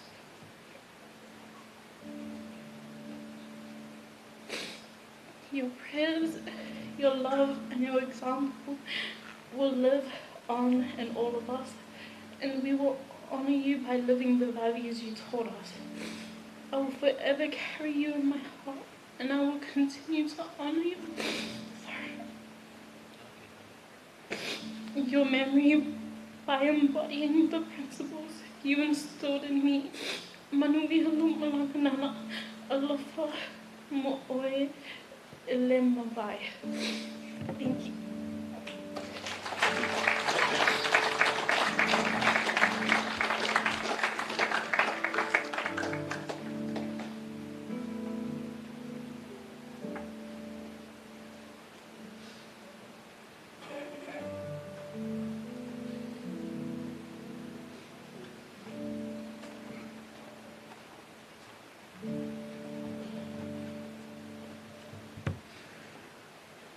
Ia, whaatalo whātu le, mo malo le, ato mawhtanga ne whiawhi. Ia, o te manatu. Ia, nei te ua, wa misi le avanoa, ai mo le silafia. O au le, o le tuangane o Irasa I tono le aingo, o Pastor Amtuana. O au. O le whaiawa a o Irasa o Nofutani. Ia, o le tele ala o Taimi. Ia, e tala noa ma Irasa ia teau. Ali luma. O mena le tuwhetua o le tuangane o Irasa I tono le aingo o Pastor Amtuana. Ai, o le amatanga lo nguri mau. Ona te tauna whaisa o mori mau. E whaapea, e le tusi o le kenesia lo nta au koe lua o koe suma lima. Then the Lord God said, it is not good that the man should be alone. I will make him a helper fit for him. It is not good for the man should be alone. I will make him a helper fit for him. Alana o maiele le tusile o te whaiele mori mauria o na o whetalai mai fo ilele ile atua ilele leon to tasio le tangata o te whaia sona fiso soani e te tau maia. O te whia mori maule I le soifua o Irasa. Tele ia. Ni a o ngata ua. O le ua u mātu moli maua a alo o Irasa. Ma le sunga le whawhenga inga. Le whionga ham tōna. Ai, e tele ia o ngata ua o te whia moli maua. Ona, na mātou taunu mai nei I New Zealand le tasi le awheiwa se lau iwa 5. Ia November o le tausanga lawa na. Ai mātou leo mai nei I New Zealand. Wa mataona involva I le YFC I le lātou polkalami. Ai le I fuli fo ilea komita I tono o maftanga wha Pentecosto. Ai Irasa lama le sunga ia amtuanai. Na vili atu. A leo ta pena le fato a fo ia se o anko e whaifi au tai Westmere.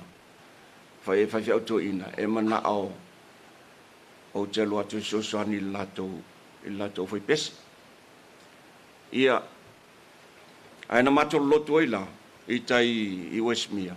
No whanongolongo le iei. O wa pele, te le lo la polalisi so ni le mana o to ina. O le mana ia na fai pesi. O le sto na ila le nasi mai ia we, si o anko le fai fai to ina tai Westmere. Ma sion voltua. A o le sto na ila wana na vili mai le sunga ia mtuna. Mai ras. Pe ma fai ona ma to awa ia tu ma sio ainga ma sia mawhanau. E amata le lotu. O le lato lotu le la amata. Ia, ona ui o le matu o le iai. I le sa matu lotu.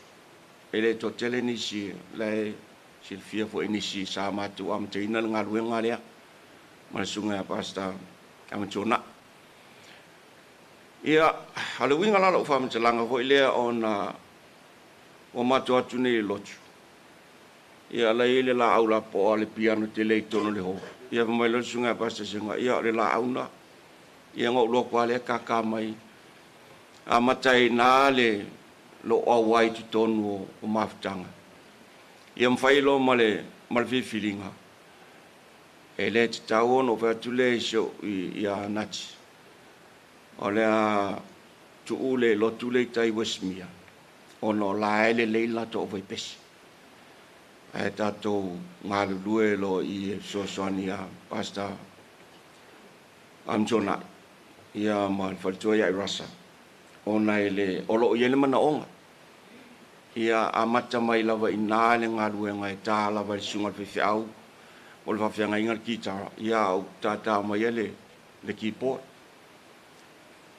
o le ngalu ngala ai Irasa I lo fa mau tuina I tono le kalesia le fa Pentecost na mafua mai le ngalu ngale ai Irasa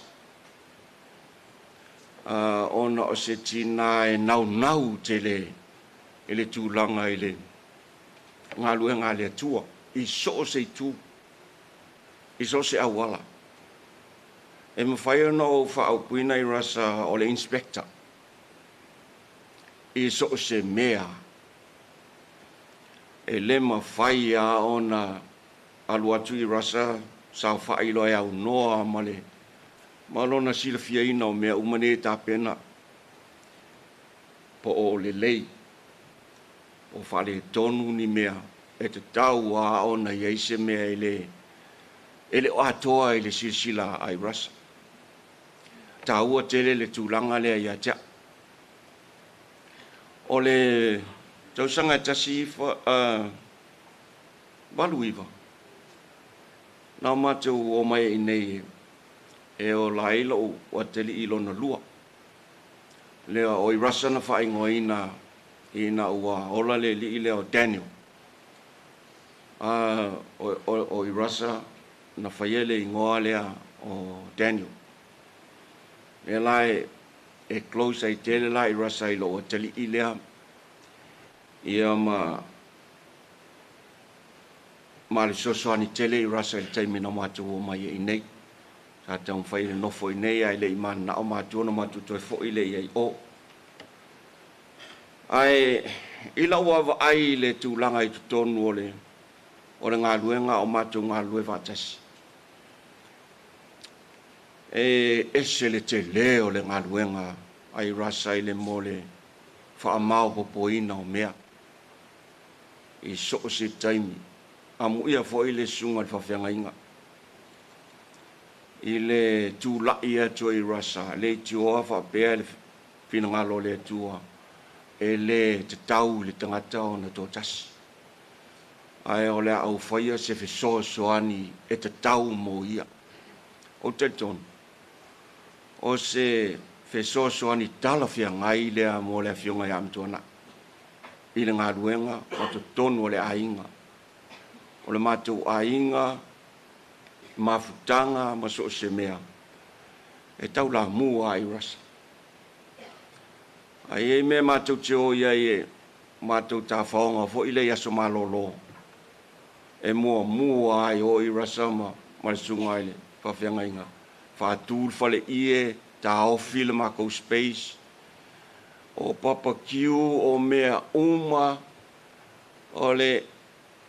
o se tangata tāpena pena amu ia fo ile whawhianga inga sa iei se tangata sa tui o na tua ile wha mau popoinga o le whesosoani te tau mo ia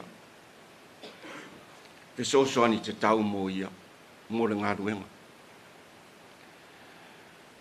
o nisi wahenga talwhea e o te whia mo ni maua ia Irasa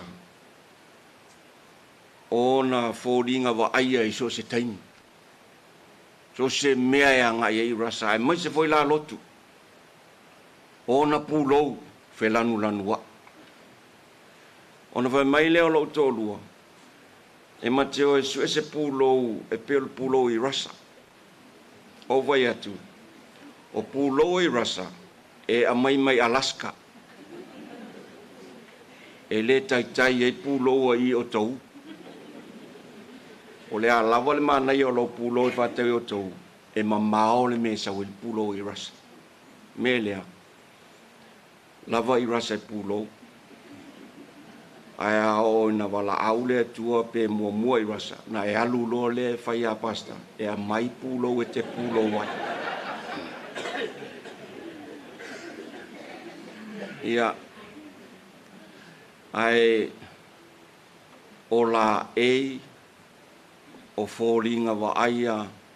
Ai voi pole mele e lei ona fia Irasa e whaamau popo mea. Ona foi fōringa wa aia iso se mea. E o foi la e o sunga i le foi au. I ona suki ma tiri au le leia i al foi au. Ai walo Irasa. A ua loka la foi au i Irasa. Ua kolosi ai e Irasa le laina e toe la asia lo le foi au. Ia alono ina la ua muri atu e lo la ma le foi au i. Ai amu ia le neitina to tele tangata o le ia i tono maftanga lea na afia lo la tu soifua muri le atua. Ela ngalu ngai Irasa. Ela ngalu ngai Irasa. E foi mo lo wainga. O mai nei amate tono ngalu ngale au tele I fai ai si lo wainga.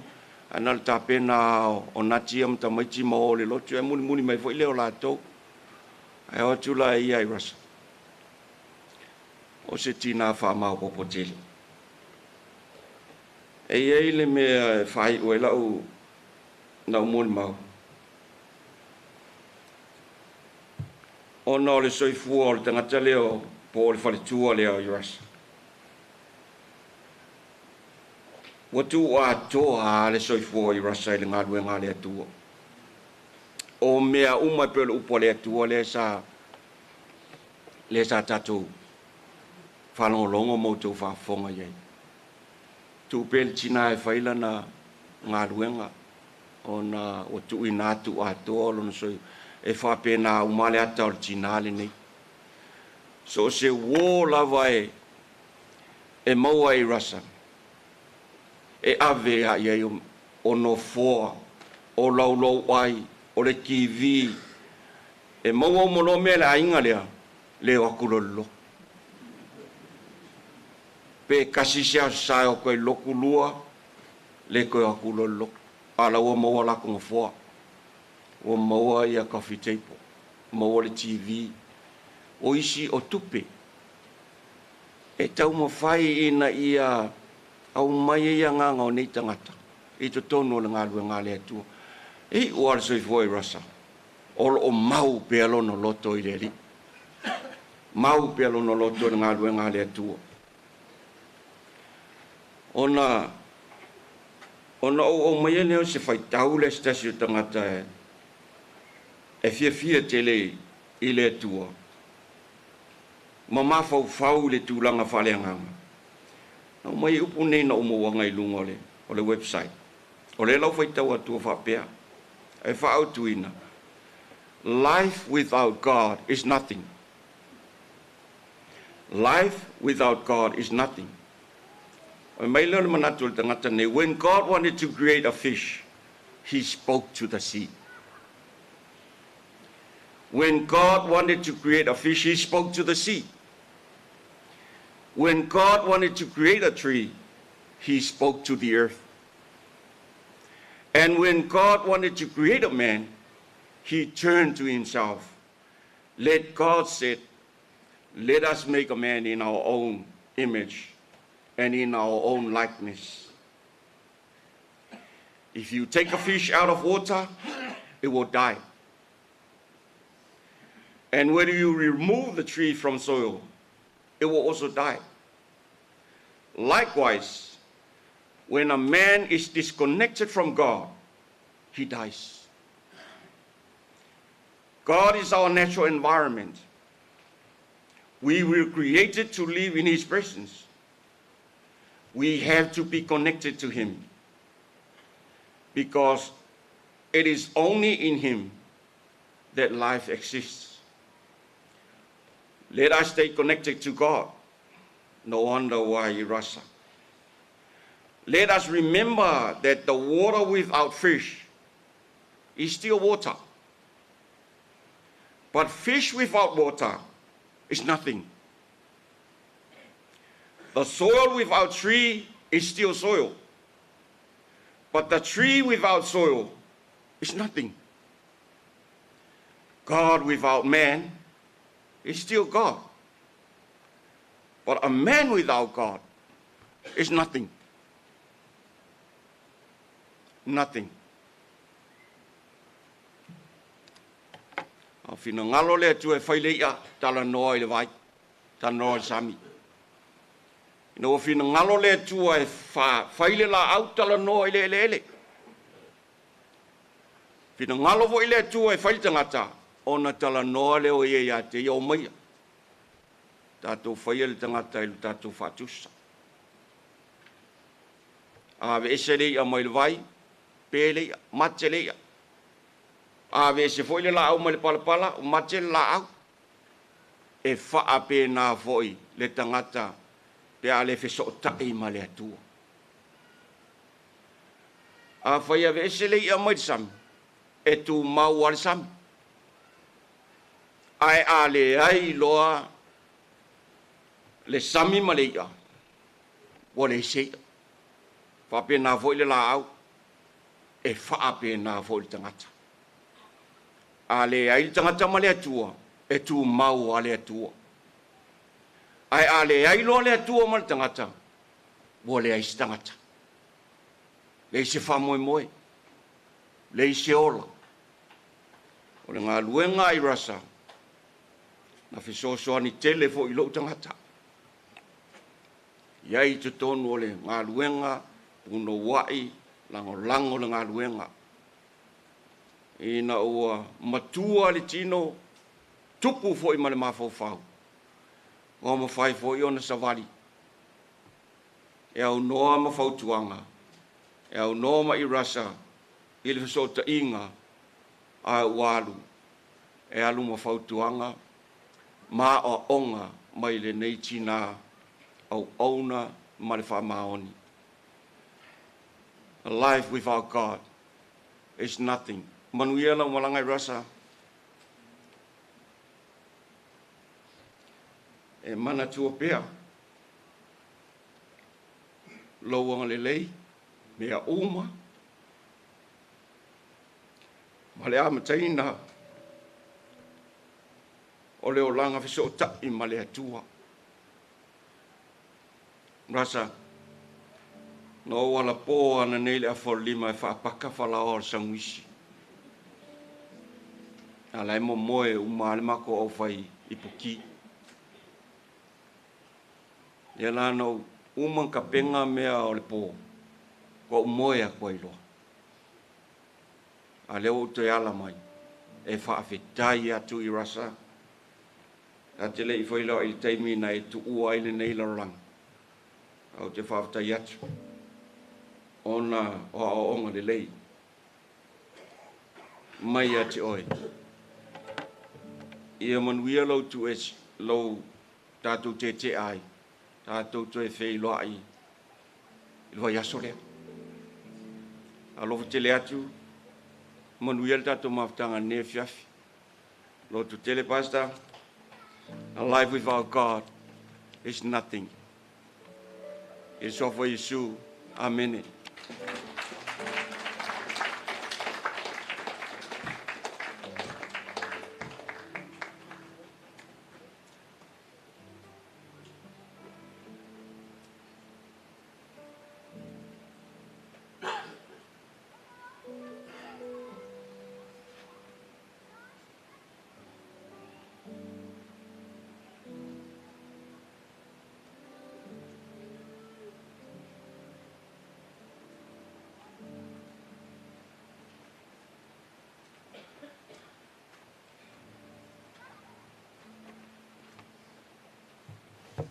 God is good all the time. E leile atua, taimi mulava, whawhitai. Ai le whai atua se moni mau le nei tūla. E mua lava ona o. Awi le avanua o te whawhitai e le sunga le taitai o sauninga whale a inga. O le whale tua ia I lasa. O te whaatalo whaatufoi I sunga I whaawhiangainga. Mau rātou whalitua o mawhain tātou mafuta. A wāre mori mauwine o le nesa o ninga whale a inga. Ai whaapea fōi le pa ia mani mamalu ua mawhai on whaawa noa mai o rātou taimi. E mori mauwine ai le nesa o ninga whale a inga. Ai mātou a inga.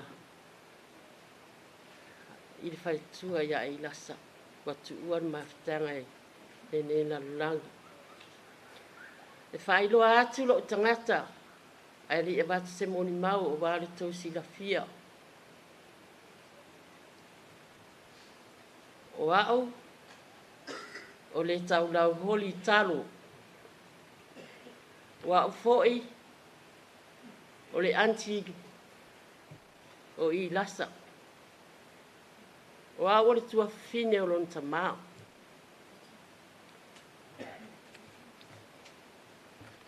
O le tūlanga la o lo I ai le mātou a inga. E tō avaru I mātou e matua le tamao I lasa, tō a whātama, tō a whātene. E ulu matua la ia tamao I lasa, ai la I titi lava o le mātou a inga. O le fo te va ai atu le polkalame, tō sila ne le polkalame. I le aso soifua o le wharitua. O ke topa I le tausanga o tuana I atu. Sa atua I ai le si tausanga o I lasa.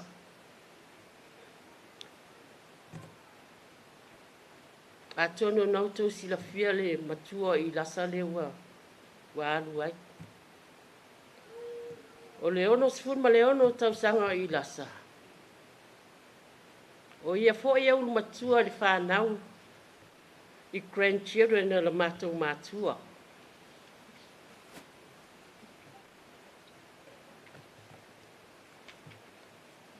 O le asa soifua o I lasa, o le asa fitu o ki topa. Na ono sifun ma le ono le ia I ona tausanga. A ono o tangata, o le asa fitu a eulogy.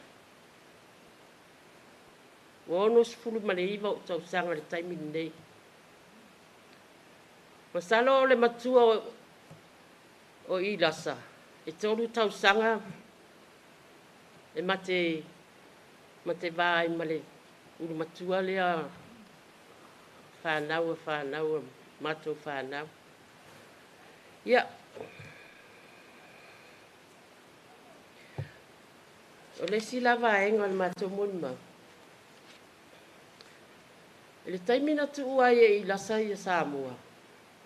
O le taimina o te reiloa. Ona, wa awe la I titi la te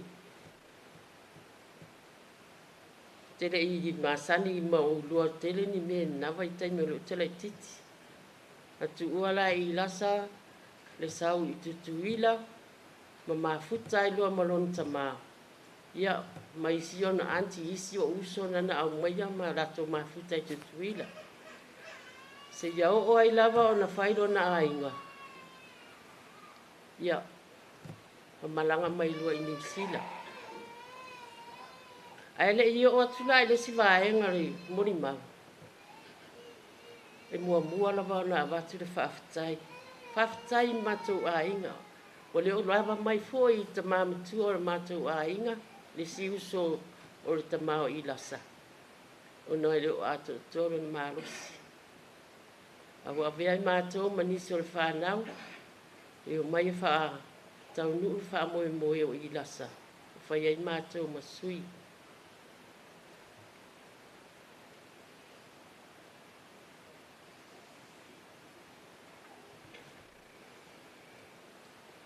O leo langa lao I lasai. I taimi na malanga mai ai tutuila. O se tene e se tau si matua. I matua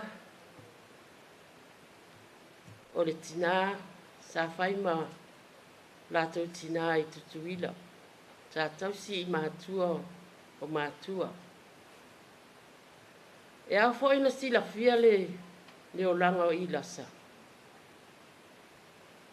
O ilasa malona tup wai.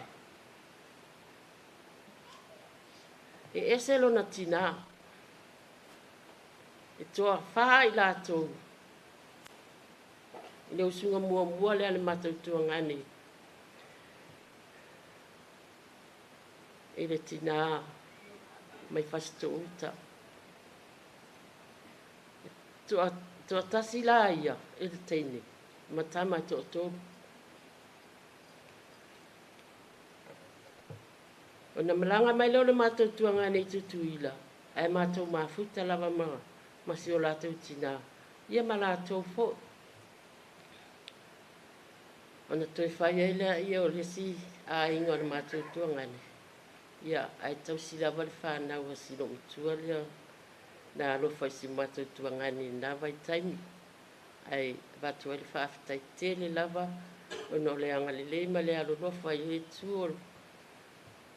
Sa e suani foi maanga le si o matautua ngani. Ia me si foi o nai whanau na tupu mai ere ne tua ngani. Ia. O le sila fia la le tatou mawhitanga. O le taimi nei. O na tua ngani ia tō na lātou wola mai lātou tinale i whasto. Leo wa mari du umatama tō. A lea la walu watu mai ia. A o ia foi e umatua. Ia, ona o le finangalo lava o le tua. E iei lava taimi tātou te ai foi ma whanau. E ala le malima le oti pe ona iei le nei. Wha moe wa tātou mon mawina nei a fiafi. Ia, o leo langa ala o ilasa. O tausi matua. Ma wha manu ia ina i foi no na ia o langa. Ona o le alofa i matua o le ustai ma le whaalongo. E pe o na whaamanu e ina ia le atua. Ma whai a vea i loma whalitua o le sunga le whaafia ngainga. Ia amitua na isenga. O lea watu ai lau whaafitai whai e fo i lo leo whaatau waa e whai masui o le mātou a inga. E mumori atu ai le whaafitai lau sunga senga. Whaafitai lo walofa. Whaafitai lo wanga li lei malo tadia ina o ilasa. E whai ma o whalitua. Ma tausia e foi e kare sia o atu finga wa. A vea i o lua ma whawhenga inga i tono le e kare sia. Ia me se foi le mawhitanga le e kare sia o lo lua ngā lulu e ai. Ma au nai le atua malo na fina ngalo.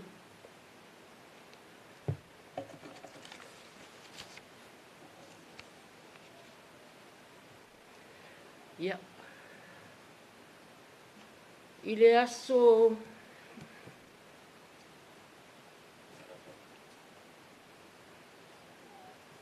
luas furma le fitu o le masina antea nei.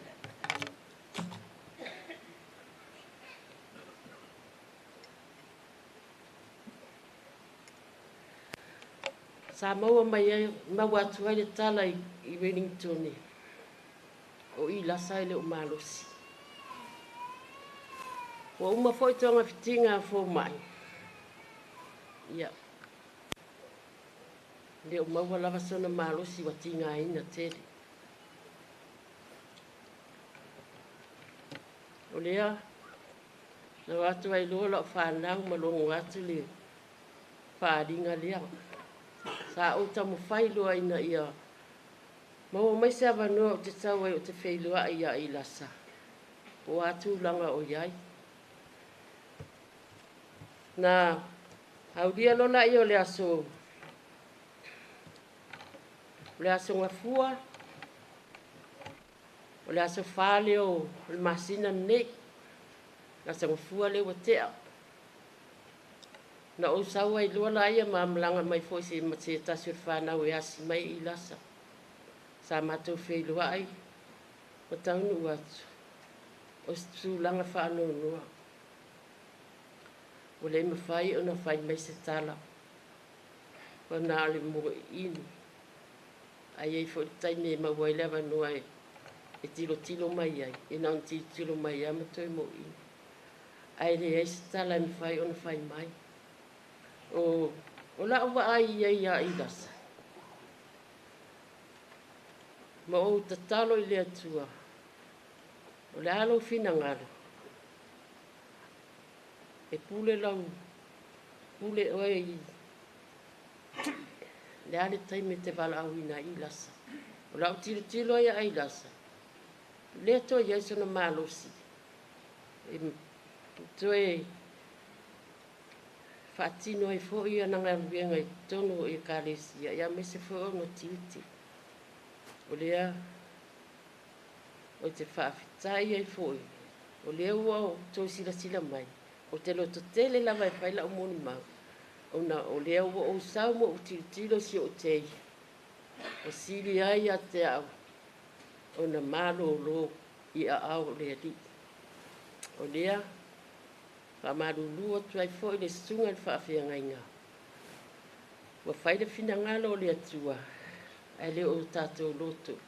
Le a fo I lau tau mo whai ina I atoi. Maua le malo si o lo whale tua. E wha awau e le lua ngā ruenga. Ia ai pule lava le atua. O ia na fo ai mai. O ia fo I wana toi ave I sea. Ia o se moni mau atu lea. Ale matou a inga. A wafo le fa ma vai atu faritua ia I lasa. Ai manu tele lavon la malanga I lasa, alo fatele mo oe, e mo mori mai fo ia lo faanga tatou a inga le toi ina I Wellington. Yo te mamatua, ia me se fo I tatou a inga atoa mai Wellington, Samoa, Tutuila. Ia ai me se fo Amerika o au mai no foi nisi tatou a inga. Ona ka ai ua twaila le matou mori mau. Isa matou pese matou te whaatua whae si o matou tei. Ia o le sunga fo le tua. O I lasa e ielo na pito to e lau. O si ona tama o le matou tama o le to e lau. Ale matou tina o le Samoa. Ia a tonu lo ia into I lawi I o lo masani telefo ia I lasa I nei au kilani. Ia a tonu lo to silafia. Ia o taimine o tātou pese tātou te whātou whātua I le whatua. Ia e vawe lava le mātou pese.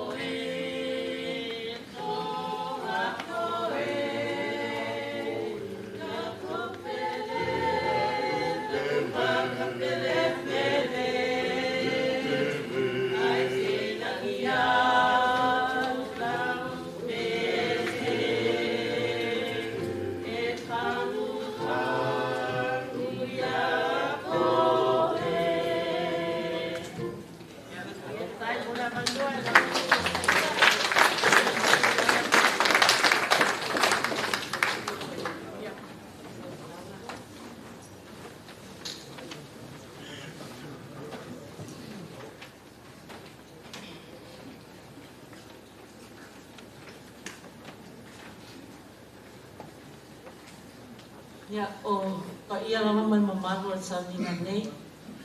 Ya, leo o ilawas fa talanga. Ai o te fa pe atu i le suafa man malo Jesu Kiriso o tato ali mo tato fao. O te fa talo fa tuai. Ya, mo le sila fia. O o le uso I rasa mai tutuila. Il mato tama. I lana whanau I tutuila. E toa fitu. Ātene. Tolu tama. O leo langa whawhai lele ino I lasa malo na o onga. Tuputupu ai. O tutuila I matu umawhanga nea Amerika Samoa. Ia, ona o onga o ia leo matua I mato umalawa. Sia o lava nei uma ona onga. Mawala na ngā luenga. Ia o ia. Sa tausia I mātou. Mātou ona uso mona tuangane la iti. O aulai tene toa whaia. O aule lona tolu. Ua maliula mātou uso lona lua. A o I rasa ai leo matua. Mole tau sila fia. Ile mātou tupu ai. E le iloa lawai mātou e ese se tina o Irasa. Le tau singa o mātou mātua. E le whaatua o ia le alofa o mātou mātua. E mese si o mātou tina. Le nāi mātou le iloa I lawa. O Irasa e ese sona tina. Tasi lawa tau tala mātou tina ia mātou umalawa. A o no whewai o mātou mātua e le mātou laiti. O Irasa na te waaia mātou. E trouble foi, e in trouble stenio I lasa pe a whale tonu se mea matou a inga pe atu. Pe a o ese matou matua o I rase wa aia matou la iti. Ia e whasi lava stenio I lasa na te avele a venga o I matou la iti. O na ua tae se I pupule ase me foi atu matou a whaina o whale tonu matou whale. Ia o matou so matua lava lea na te avele a venga. Tupu a e lava se ia o lava ina peona whai atu whakatalanga. Umana onga, mawala na ngā luenga, whairo na to alua, mawale la alo to atasi matua lea o padela le whetaui. Ona te ila e mātou, o whaapea mai la ua male, sunga whaapea ngai ngane, o la ua le a. A ngai mai I New Zealand, o le a nofo e la ua, e atia e la ua a inga. And this was back in the, I would say, mid-80s, around 84, 85. Fatu a motu sia nā matou mawhitanga, masio matou uso matua lea. I was just in elementary when she left the island. Na saula I rasa, male, sionto o lua por sunga whaafea ngai nganei, watia a ela a ngai la tunu nei o New Zealand, home of the Kiwis.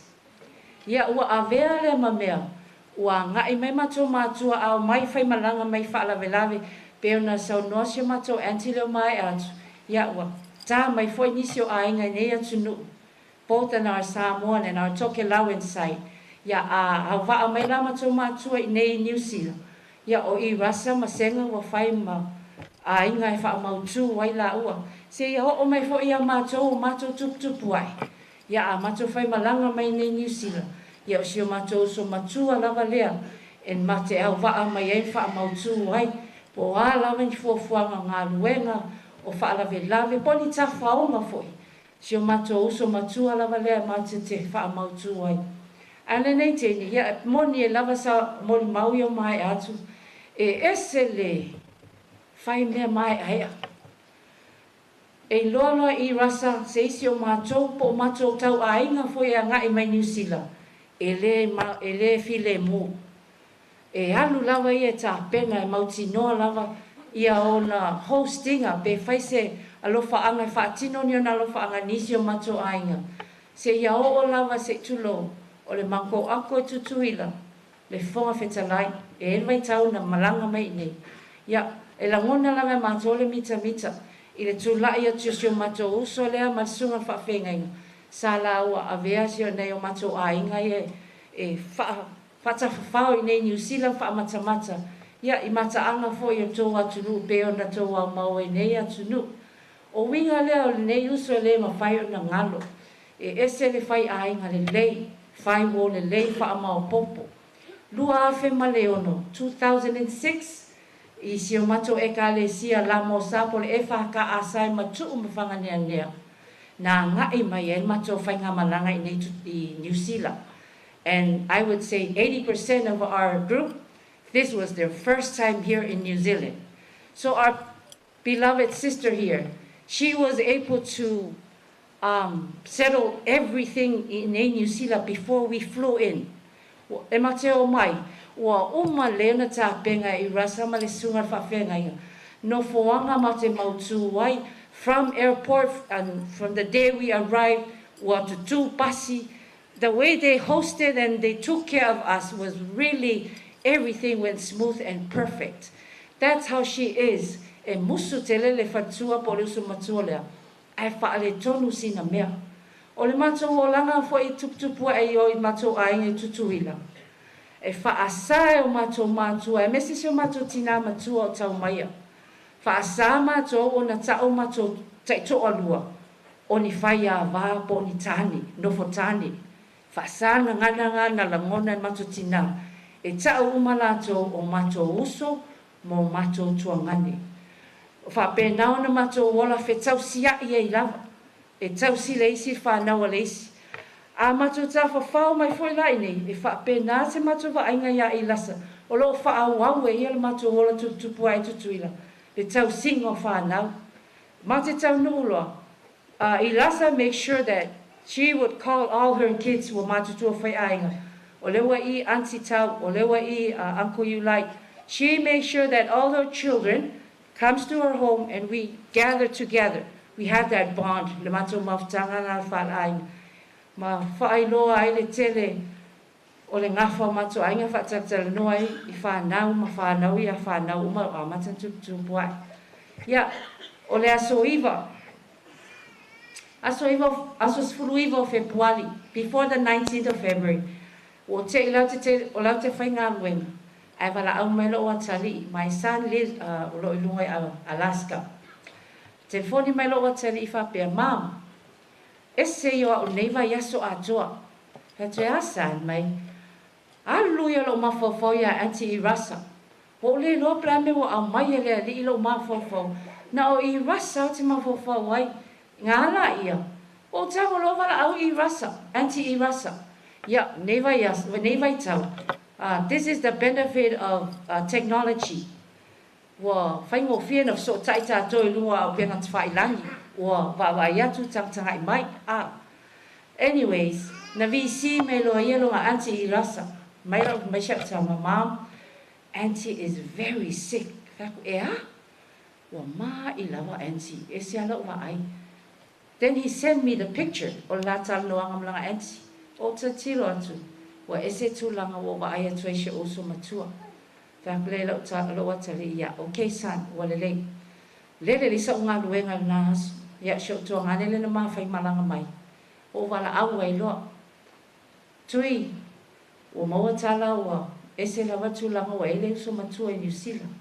Ia sa whapenal me matou whisok te inga.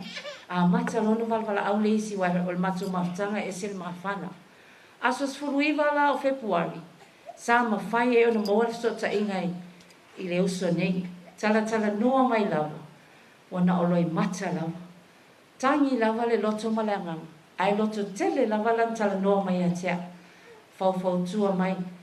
Whaafitai mai, ua mapoapoa I mai, I le anomanga o le o langa ma soifuanga, ma whaafitai mai, ia e whapena fwese anganga sa au avatu ia te ia, I le mātou mawhitanga, a wala lava le alii ua o iai tātou ma soifuanga, ia e leise se siringia le silafanga o le atua, malana tausinga ia I tātou, ia o le ala, na maua lo le tala whaanoa, a week later, ia ai o atu le tala whaanoa noa ua maliu si o mātou uso. Whai lala tala na tausinga whi tausia I o mātou le. I mātou tupu ai tausinga mātou mātua. Ina ua maua lo tala le mai ia si mātou uso. Ia, ha elo se manatu o le awhawhine po o le tama si mātou uso le ua maliu. La sau I nei e nofu ai mawhisosoani tausinga le uso. Te mai tai lea o Gloria. Tolu aso Gloria nei I New Zealand. Ia ai uma leo lo si o mātou uso. E ese lawa le mawhana o le mātou mawhitanga. Ma si o mātou uso pele nei. Ia, rel, whaafitai te le lau. Whaafitai mo lau tausinga. Whaafitai lua mawhitanga. A vea ile whaatau wa au le uso nei a tonu saus temi sa ino atu si o mātou tohane mātou. Le whau avatu sa utalanga si o mātou anti. Whaafitai lo alofa I si o mātou uso. Whaafitai tele lawa tātou mawhitanga. Whai ngā malanga mulimuli lawa le uso. Ma le sunga le whaafeanga inga nā ngā ea tuai tutuila. O le maliu alo o atali. Lua afe lua sfutolu. E ese lawa le mausali ma le mahafana. I le vaai mai o lotu atu le sunga le whaafeanga inga. Ma le uso ni. E awai atu I le aso se o atali. My son passed. Ia, na langona I fwoi le mawhanawhana ma le lotu tele. Ina ua awai atu e se uso. Ia, ma le tala noanga lawa le whaale uso. Awa le atiae o le mātou ainga wa umatu mātua. Ia a o mātou nei la whaaua mea whai o ainga ma le ngafa I tu e fia lava e a ngai e tangata. Ia, e le mwhai lava na tu ua le alofa o ainga. Ia o se mo le maupo puuna uso o le mwhai ma mai lisi mātou uso toi to o luai maua. A o alofa anga lo momoli mai lava ia manuia lo malanga I whapena foi na alofa le atua. Maua pēr lau sunga le whawhengainga le ola ma le malosi. Ai ala wa tautua ina o le atua malana ngā luenga. Ia, au foi nei avea le motusia mawhtanga le uso. La le te va ai ai le hanga ia tu lo sunga fa fe ngai nga tatu ai. Ai mese fa nau ai rasa. Fa nau ai rasa o matu fa nau fo le na. Fa au pia le tatu mafutanga ma tatu so tai. Ma le tau singa ia. Ma o lunga pia le vi inga ma le anganga fa futai le tua. Ono Yesu amene.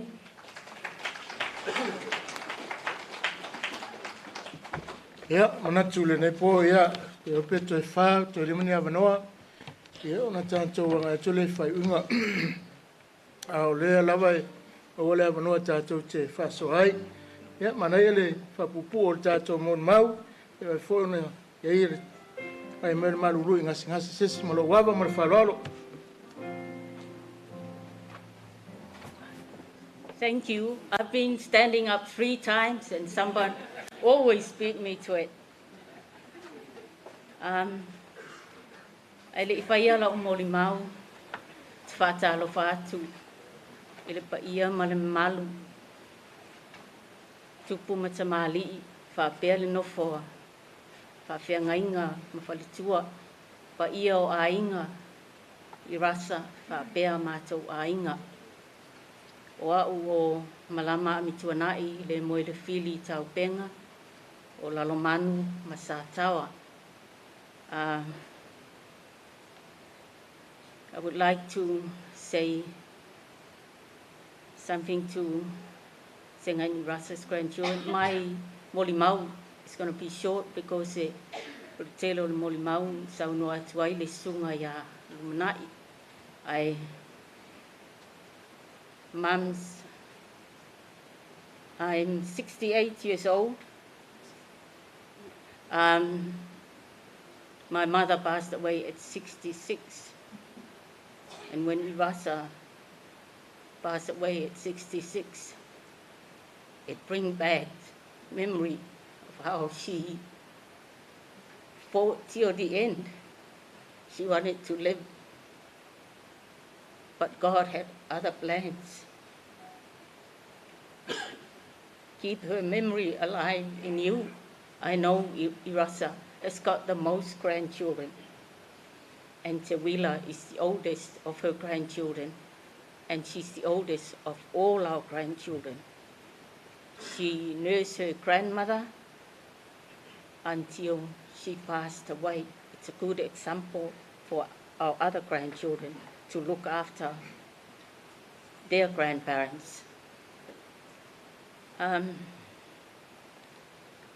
Whaftai ne pa ia male malu, whawanoa o tau taimi le nei a fiafi. Tātou te whailotu whaatasi, a wāle whai ngā malanga le tina ia Irasa.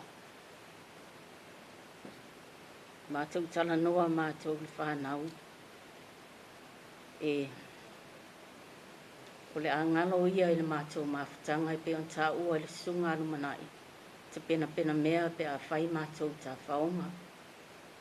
O lea tingi pusa, e iai umalawa mea i te tapa atu lava o lai iai.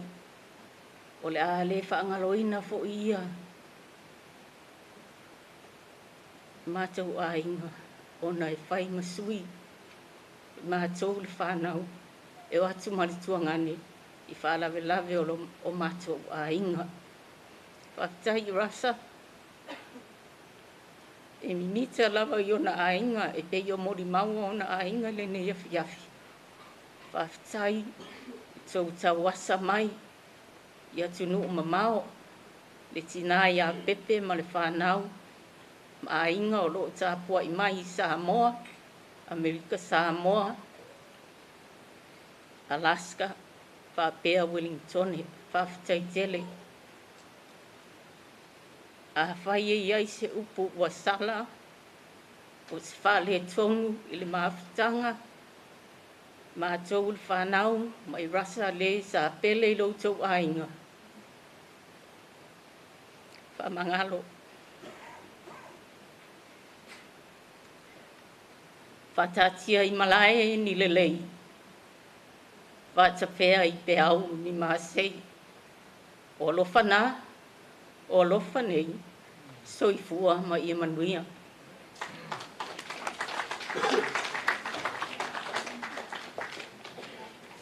Talo falava ia atonu o lea wa mua i whatalo whātu ia leo so matua le nei tūla le pō ia au e toa whai mātou e toa tasisi o mātou so leo o le mwhaiona awai mai ia ai wa avea i mātou tō whawhinia ia i tō tōru o sungai whawhia ngainga ia e whai masui o mātou le nei afi ai mai se fo'i o le tuangane o le mawhai fo'i ona maua mai sona wanoa ona tuangia whaale kālesia ia e le tō tele la sa utala ia e rasta ona o leo o tele na whaamatala o mamai e le vāenga leo o mātu ia ni winga ma ni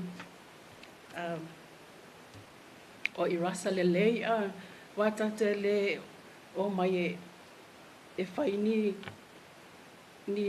moli mau whaale tonu o se tangata i le pōle nei, taimi whape nei, a waele au ngālea mo tātou, a tātou te moli mau, i ni mea lelei, mani ngā nuenga lelei, o ni a onga lelei, na e maua mai i a te ia. Ia o le lawa tele na whai atu ele uso matua, ia a o a o laile o le tua whine lona tolu lea, o le sunga le whawhia ngainga. O te manatua ina i rasa, a o lai, ai o tele i whai a inga, lai o te a onga. Ai momoli e lau whawhetai a le usa i rasa, e mai se ia le tua ngane po le sunga le whawhia ngainga. Ona o la ua ia, na mawhai e ona o i tutuila. O la ua fo ia, o le taimi mua le apato a o lele se ba lele. Sau mai polu e alu tutuila. O la ua ia, o te le lo pole almena le vatua, e le si au mai taidea. O a ule o whaalua ina o war, i tutuila ona o la ua. Ngala pepe speso au i le uso le ama, ma si o tuangani. Rasa, whaftai te le lau. Tai luanga lelei. Tai i lua lolofa o te le lua. Pe ai se a lava walua whiwhiri a iau. Mai le mātou whānau uma.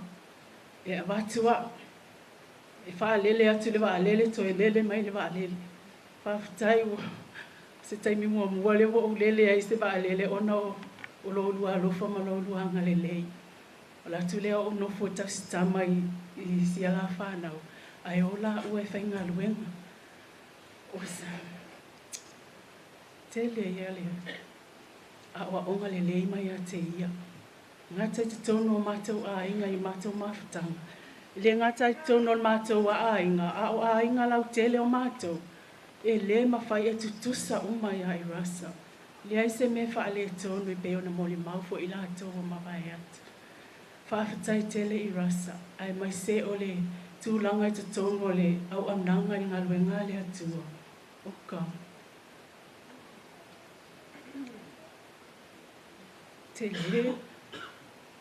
Te le se a o onga mo wao. Ta penanga o mea uma. Le mana o e whaale tonu se mea. Rasa, whaafetai tele, ilo walofa, malo wanga lelei. O le ale ngalo lava oi, i taimi uma o tātou mawhitanga, i te tono si o tātou ainga, ai mai se o tātou ainga lau tele. Whaafetai tele lau tautua matawela, lau tautua le leoa. Whaamanuia tele le atua i lau whainga malanga. Le au auna lele ie ma le whamaoni. Ulu whale mai ai le fia o loa li. Tau whaasai fua, ia manuia lau malanga. Manuia al whaasai, manuia al potutonga le nei pō. I le suafa Yesu. Amen.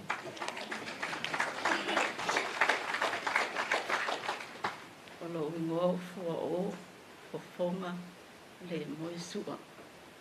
O le tua whine lai titi o tua na esenga le moe. Ia o a senati, o le whale tua o le whaiwhe au, le na whailana o le mau o rumanai. Ia o le mātou uso matua lau malama. A tonu e maua i le maliu i lasa seisi e sosoana ia. O le moli maua le sunga ia lumanai. E le ai se mea le i o ia i moli maua lumanai. Mātou a inga. E whaapea fo i le mātou a inga. E le teita uani no fotane mani whai awa. O no te tono le a inga le mātou tina i sā tawa.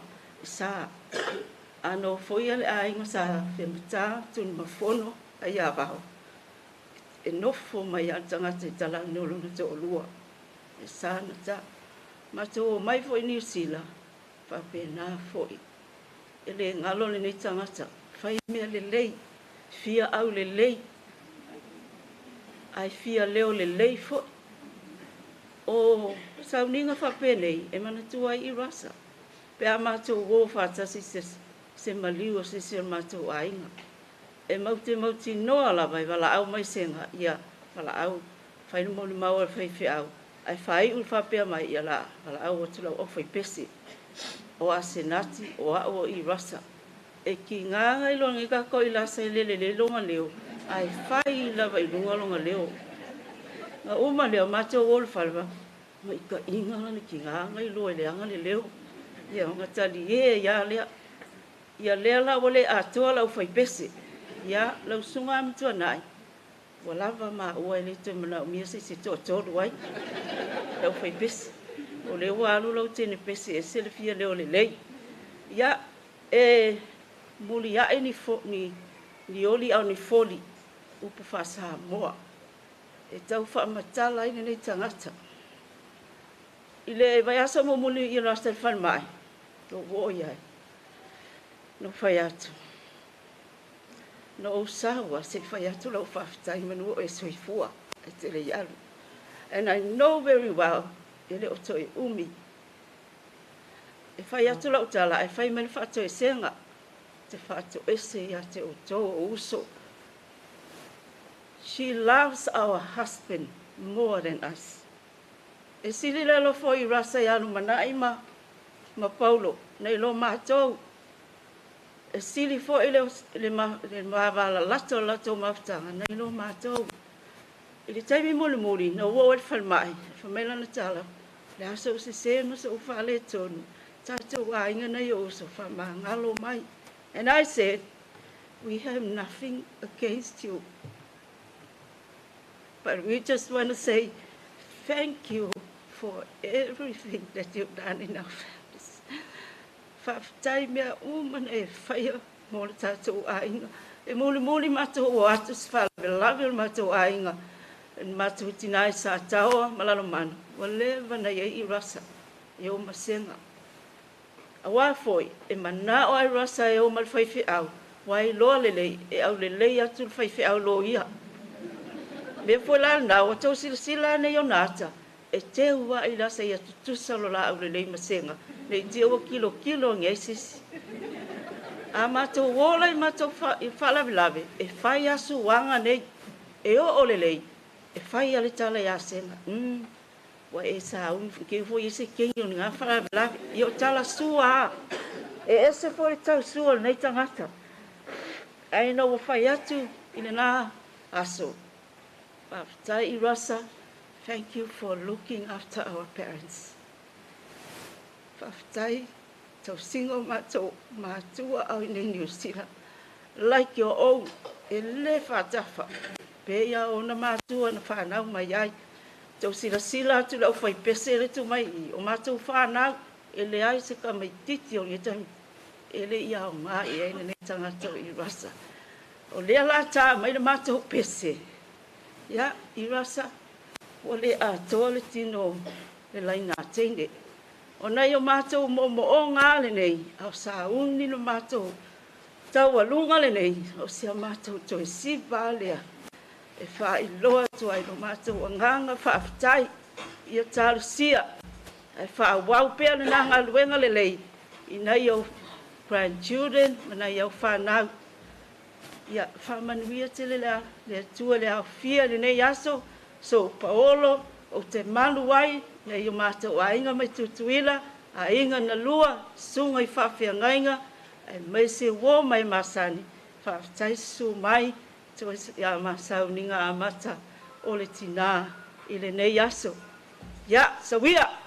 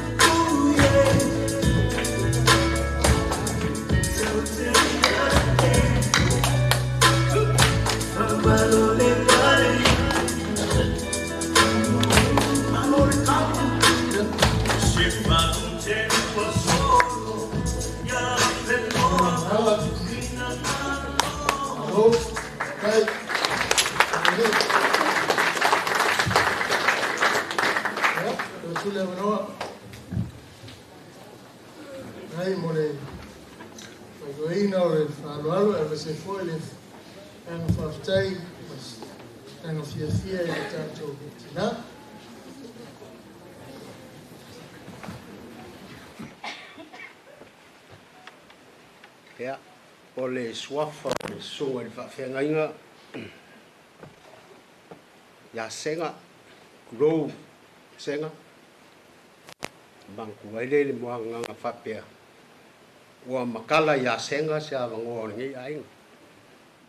Kusa mlengi ia fiafi. O pa ia la o le ia fiafi. E vai aku Paulo mangafa sau sema. Le fio le ko ia kua whangofo. Fio foi ma ko le ko ia anga le fale fiori. Ka ngangi foi le fale kolu ma vai o le koko o kanga. Pa ia foi ia fale o ngaka ngifa. A inga saku mfongo la inga malos. Fio kawa ma afe maka. Malu ni fale kolu ma le fikainga fale afulungongo. Le whangaroinga voi pa ia so mako Paulo le whae whiku. O pulai o kaulang. O ngeia fiafi. O kula iaku e ava ma le whaeroa. A vea ilo whakau waa. E whailea ma sui. O la mako wa inga. Whainka 14 o le ka oku. O le aunga whapai, wale pa ia, Hainga sa kuala. Fiwa I ono ma leo pepe. Sua ma ko le foa ma le kausu. Ngai foi fikilinga le ngā mkua ya kawa vea. Malu I whaare fiku mo pia whasko. Pa ia o pia le mauka le me fiafi nge. E hoi su pa ia I sunga I whawhengainga. Ma la ko whalkua. Ma se foi ko inga malo lo manu malo. Ma ese. O mai masangi. Ka ko mun mawinga le nge fiafi maka ngofie. Fa malu luaku. Ngi sala se nganga. Ai, o singa fam kalanga pupu. Sai mal mafukanga mai lasa. Lea ke vava yaku. O lea fi mai sunga I whawhenga ya afa. Mai sifo I vaenga mai Australia. Ai, se kaini. Ia o ngā maua leo sa lako wa vangoai. Kusa ma le lako mafukanga whaarikingo lauso. Kua ngange. Ai a velo leo I whai masui. Sio mako ainga malanga mai le loi Wellingkonge. Sunga I whawhengainga ia malamo. Toi na mang malo lo ia. Toi le ala misa man whalikua. Ai mai se foi ia sila. Whalikua. Ala mako wainga. Sa ua le whaalongo. Kei mi fo sola mo ni mau mawai. Le kupuanga o Irasa, mongi ma wha maong. O pepe, le usolo ki ngā. O pepe, le kausonga, e koa se fulu la kou le whangau. O pepe, o le ui lea le whangau le koa se fulu. Ngā mafuka pepe ma iu lai, o ke leo maua le kausanga. Ai sa mafuka I whale akiu. O le ngor ko inga o oli. A le ngor lo makua se lunga. O makua I o iulai sa la mafuka. O iulai sa ave pasi. Pasi mangia yaso ia. O I kongu anga kia I lo iulai ia. Se o anti o pepe. A o ko whaanga. Ulu makua o Irasa. Longa lua saipele. Longa koru o oli. Longa wha o Iosefa. Le whangau lea. Wa wala au lea kua I kamai kokoru. A leo muri aku ia lako ko fin. O ke whaafikai lea kua. Kusa malenge ia fiafi. Ilu kou. Anga le lei. Ma le alofa I le mafukanga ma le kufinge ia Irasa. O le si vaenga sa u whamkalanga, kurou le pai o le madu. Sa mako mafuka ma Irasa, ai le ialu kupuila. O lo ki ngala sa whainga ruenga ia pia. E lo ako Irasa mwha mauku ia I lo ki ngā. Ia vai kaua ai le masangi le ma le sunga ia. Ya senga. Ya o ke ngia lo ki ngā. E ke alu e sau. Ya alu e sau. Ya o winga vai. I lasa te. E whai me maari e fo le lo mako. E oro mako kongu mai ngei le afe se lau valuongo. Valu fiku valu iwa. E mako wheroa ilo mai lasa msek. Ma ma ngofo la ngai kai mal mako ai kai milo teng. Le si le fia e sunga le whawhe ngai ngama.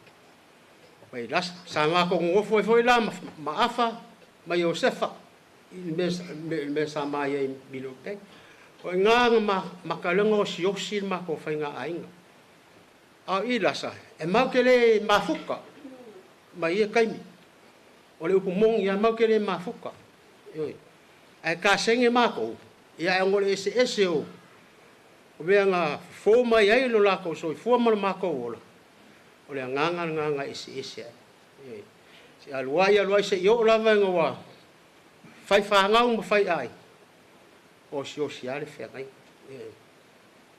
kei lau le pole aso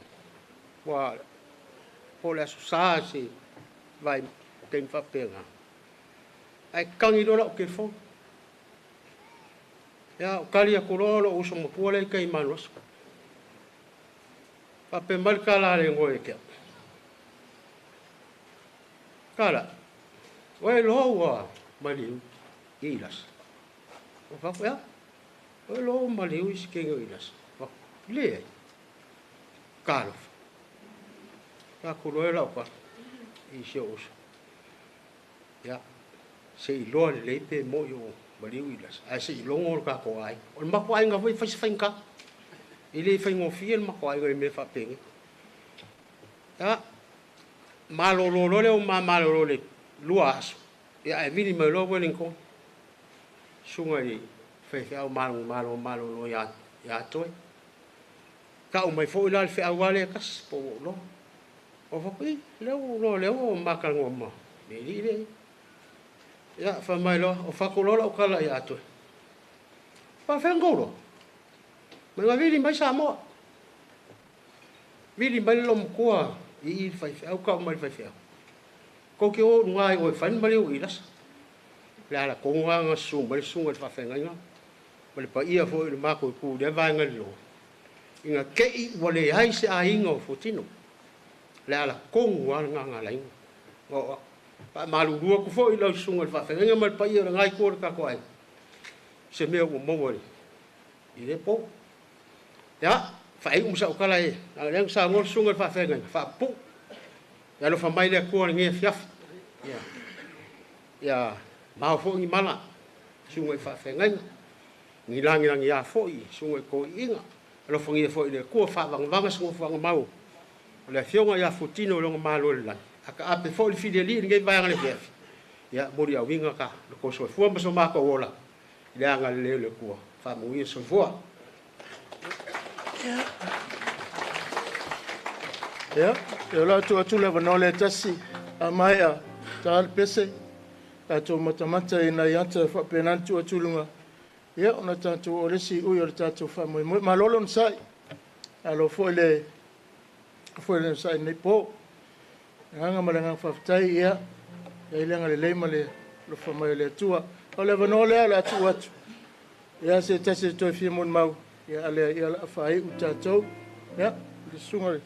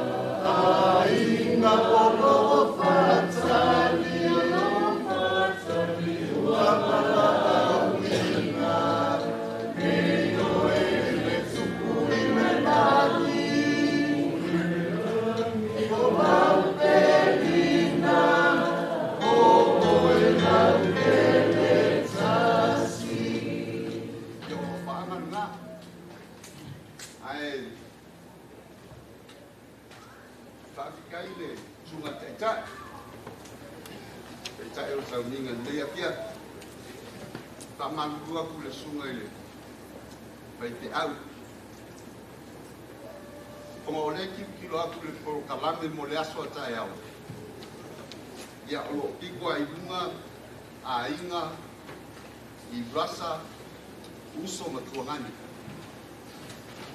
o ma koula malanga mau mai Samoa mai kuila mai ai lo mga amen fa alo i a inga o i rasa o lo o ingei weli konge ma auskaria e ka po i ma ko mai Samoa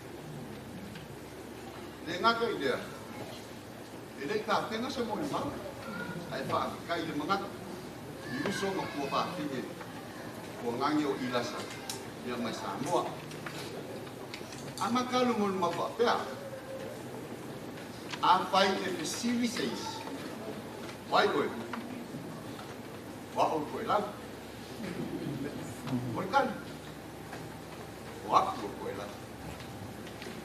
Apai ko la e ko series. E ma fua isea. Morkan. O mea o ke mana tua I le kukufinge palitua. Tina. Kongo na ngā au mako wa e whakasi. Penge ia mangua maka ngofie. Pa malo pa atai. I le sunga te ngainga ia amitua nai. Pengo pa alangi o mau uia. Pa kai kaus. Pa kai ngaku ia ilasa. Ionga mai mai. O mea o te mana tua. Mai le mātua kutu watu. Mākua ona tā ua. O aku ko e lau. O ngā o le mākuka mā. O ko e lau. E mākuka ke kutu whaakasia e ana ma ilasa. E a bio fo I whaku e lau. O le uwingo o whakakalanga. O e sila kia. Anga ku maanga ko e lau. Ele mga o ni be besi. Ele mga o ni be faki ngai tangata. Kai mo fia ia. O le ola. O le koilan. A kupun farla. Kai o aso ni. O ai a inga koilan. O o ai ku faki no ma ko kam. Aso so koilan wa. O le ale me ke mo wa. Ku umai. Ka ku fai fa kasien fa la.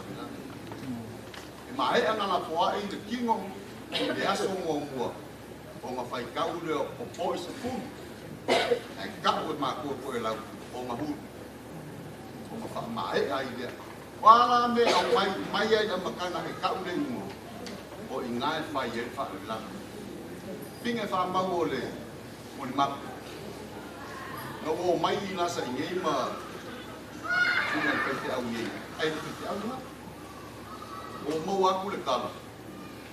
Ua pai whia, oka. Sendi bik kolo māku o kala. Leanga fōi, o ngā mānga, o ngā ia maki ngā, e meso maka mairi iari. Ia iai se si o māku o whanau, e au ngā mo le kuamlanga luena. Whaafikai, o leanga mua muare o makua. Ia mo kongo whai. Ma whau le au, e pa ule pō.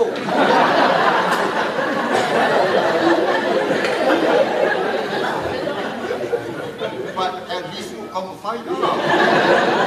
Getting you to the life about who I find out.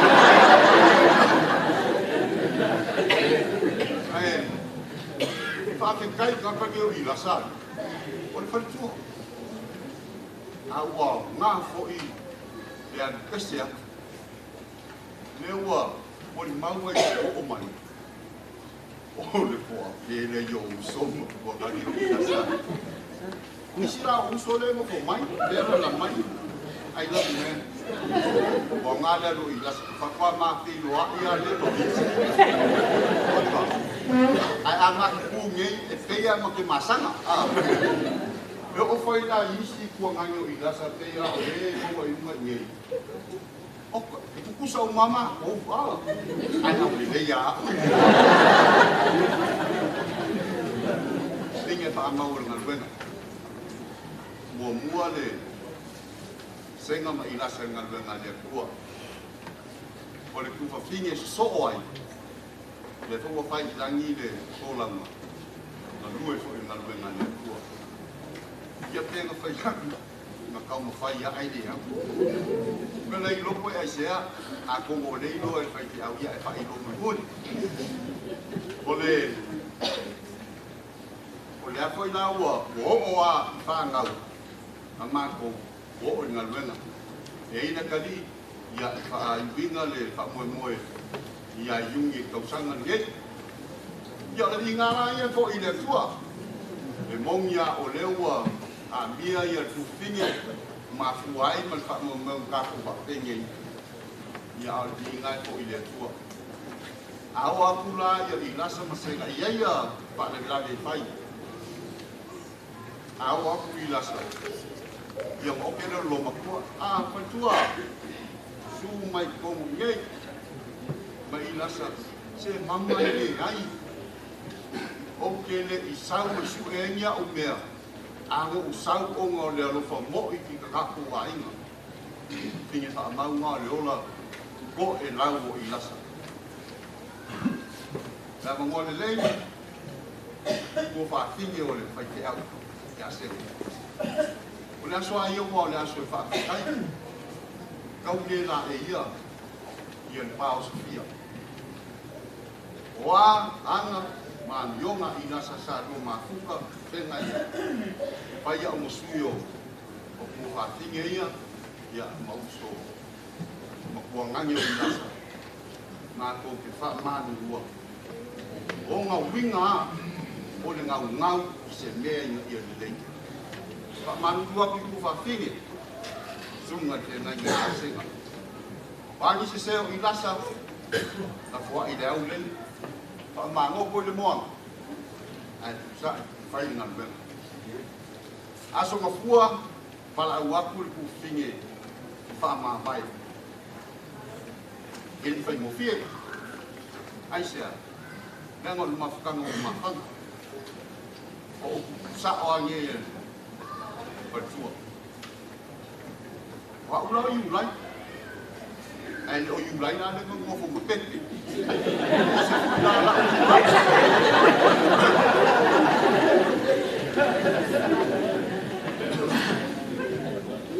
Ya o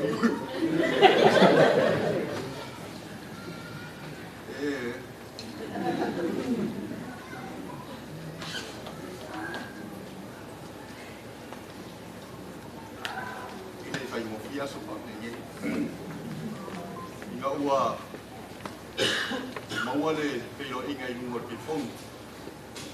Ile peo la so aku whaarelale. Iong kau whaile pele mai te roanga I le meku mai. A unge yaso. Ile mano losio. Te kanu losia le olanga ni iong whaiong kanu mai una. Ara kusa oa Whaama vaenga Irasa malanga wha. O upu ngei, ia lofa sio tua ngani.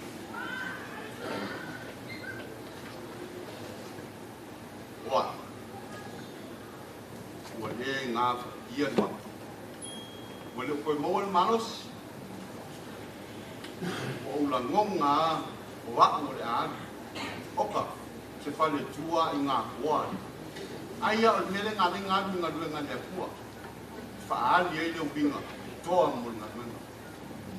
E se au ka ko ngoi ka e whai mo whako wha mai. Ia ngā atu ei lea. A o Irasa, e se roa. Ia lofa mai ia kia. Ta whai mo fie fua nauma. Ia ku se Irasa.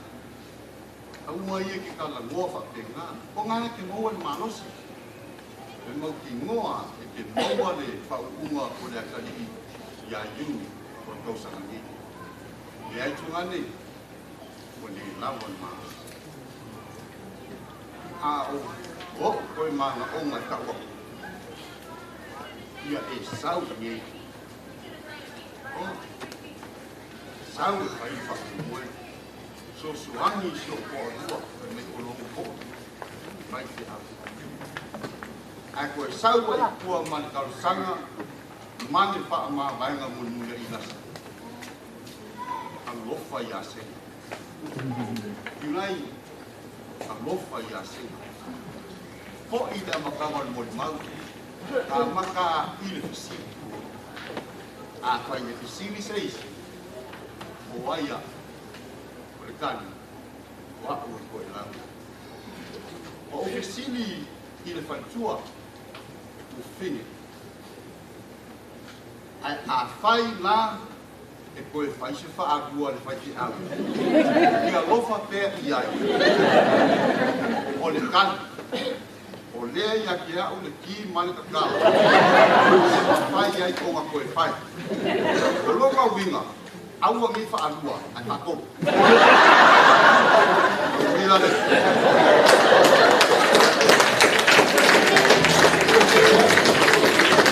Aroa sai kautai, tātou whea teki, leo tātou isi oia. O le tātou pokalame le nei po, maronga kautai, mo le mau, mai se mo moonga, ia mai se foi e sa whiwhinga, ia leo a sufi le langi. Ia i foi le wha moe moe le nei po, ia, lea ua tātou tau nuai, i le ona tau unga. Sisilana i tātou pokalame tai au, ia le iwa le tātou pokalame amata, ia pula lofo le lia o lia tai au, nano o toi whasisila atu tai au, le tātou hamae le pokalame tai au, o lunga atu I whasanga ia ma le tūlea, masko le ngole tues, lima suma le ono, e whape nana whaile ainga tai au, pe apula lofa li nana o toi wha manatu o toi whanau fo tai au, lea lawe e wa tu ua tune si sila re whasale atu mai lunga, na I marpa ngale la whaile tātou le tau mawhitanga tai au, pe a whamai a tātou sanunga nepo, saustaimi, tō sa matu palpala he anga tonu wai le nei a fiafi. Nesi foi vaenga le nganga whaftai ma le whamalo sunga whengainga whai ona whapena ona ona saia e mai se foi tātou mawhtanga le nei a fiafi. Ia whapena nanga le leile atua la tal pese whaintatu la ilunga moli le vi inga maro le nganga whaftai. Ia ona tātou toe tātou moli ma tātou ona walauria le sunga whawhengainga al puramo ia na te whaiwina I tātou I se te talo amai. Ia na tātou tu whaarolo la ia a wale mole mole au tunga o lona tino. Ia nā ona mai e fore lea fiafi. Ia tu ina tu le au. Bese whapenana whaiwina lea fiafi.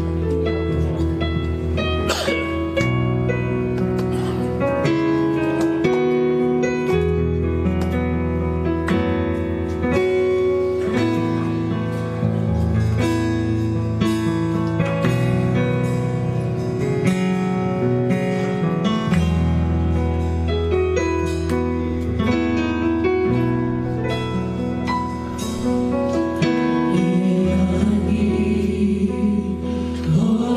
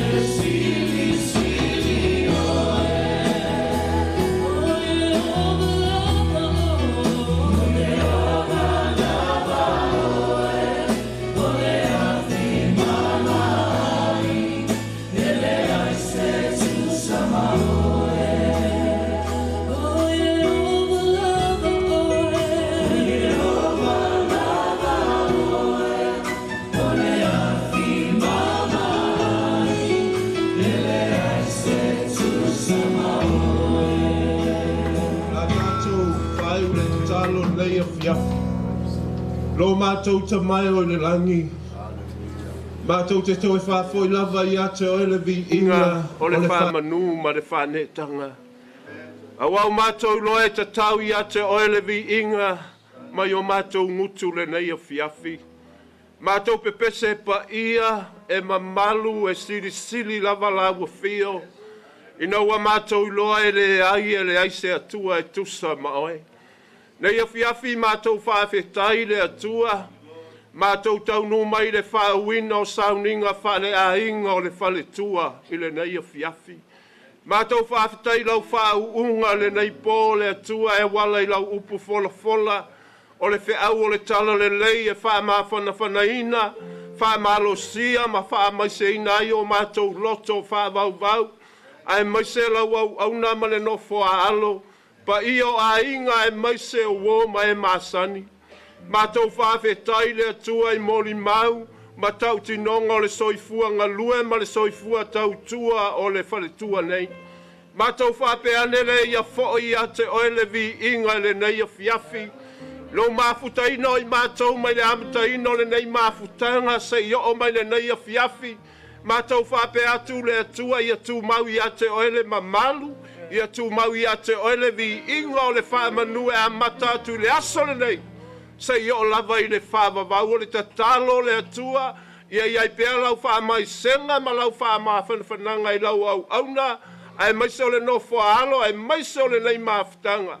Mātou wha peane ia vi ia lau a fio le nei pōtu I nātu wha apitoa le aso a tae ao, to e sauninga o le whale tua nei a I lasa lo mātou wa tua. Te tatalo I lau wha au unga, ma lau wha manuianga ia I lunga o le nei maafutanga, iau au auna, tusa ma le porkalame ua uma na whātātia mātou la foa I la ua fio. Nei a fiafi o la mātou tuua, o le a mātou fo'i o mātou wainga. Ia I lunga I a tei mātou umalawa le alofa tuno o le atua le tamā, le atua le alo ma le atua le nganga pa ia. Nei maaso umalawa sei o le whāvavau lava. Amene, amene.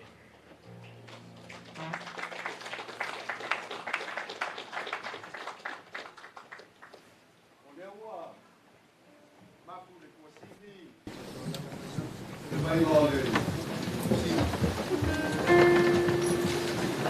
o pai ko ngai na loa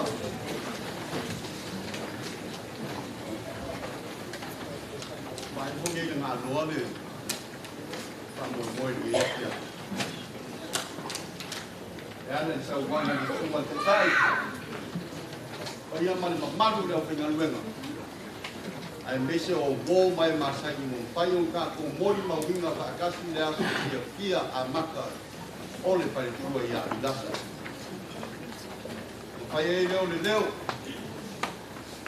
a mori pai o ainga o leo ma he o ka pe ngainga ia le ki ai ade manu o pai ka venga ma e o pai o ka ko kasi I le ia kia asuaki kala au ko ia o lo iai ni so ai nga leo mai on ka pe ngai nga e ki nge ia fia a o le pasila sinanga ia mo tai no le sunga e tai ai au leiva sa iai le tuanga le sunga le pai te au ia am tu na I man kanau ia a maka skul peka o ngo pai no mai lunga mo fuanga o le kumokang garis kudua o kakau mai ore sa katua ia o le ala leo a makai le ka kan sa minga kai au leiva ia kampaya ia maua le kaimi o le pa mo kai o ainga ia ko kampaya ku se tala pa yo ainga ia ai mamu ke le ka le manu le bengalwenga sunga ke tai ia o wo mai masangi ia ai meso so ko manu ai G-VAI a Samoa Foa, manguia nia pia ki whātai. Natu na ua tōsu tuku pala tōnu wai tātou matama nea jafi. Te wala rea paia tātou tutulai si toe tāmai ausi tātou pese. Ia o sauri whanaure se pole tōru monu le tātou tina i le nea jafi.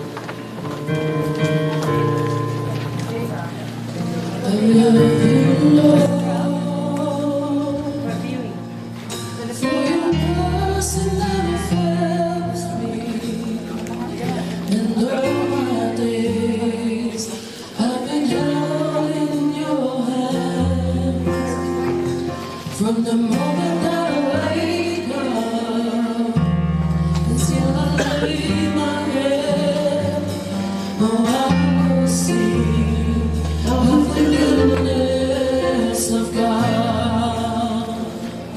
I love you, Lord, for your mercy never fails me, and all my days I've been held in your hands. From the moment that I wake up until I lay my head, oh, I will sing of the goodness of God. 'Cause all my life you have been faithful. And all my life you have been so good.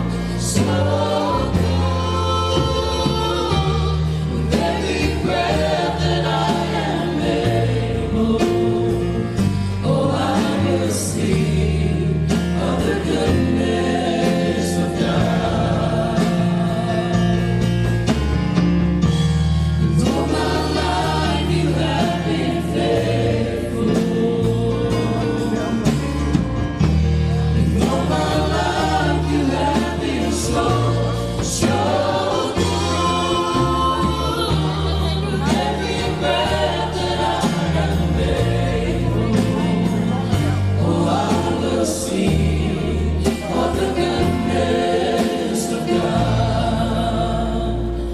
I love your voice. I lewa maua ya manoa na pekama sume te wai te whamawai tina te lolewa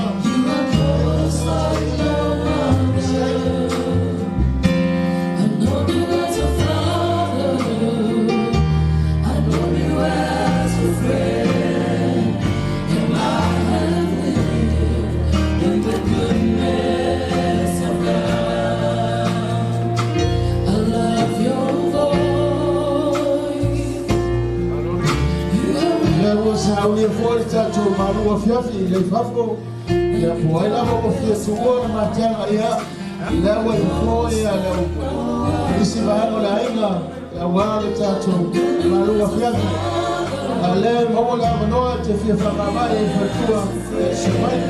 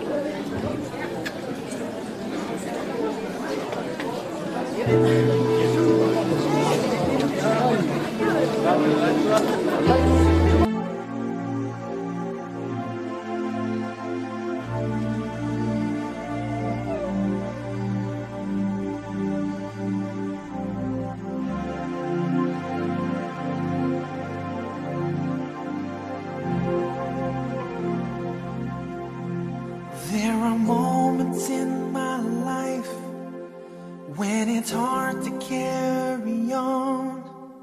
When I think about our mother and all the loved ones that are gone, friends and close relations somewhere on the other side, they've passed on to forever, but the love will never die. Sometimes this tired world starts bringing my heart down, but you've got to bear the cross if you want to wear a crown. I often get impatient as Father time keeps dragging on. I've waited through the darkness, now I'm ready for the dawn. Ready for the dawn. I wanna see heaven where the faithful carry on. I wanna see heaven, oh Lord. I wanna see heaven where the pain of sin is gone. I wanna see heaven, oh Lord. I wanna see heaven. 10,000 years,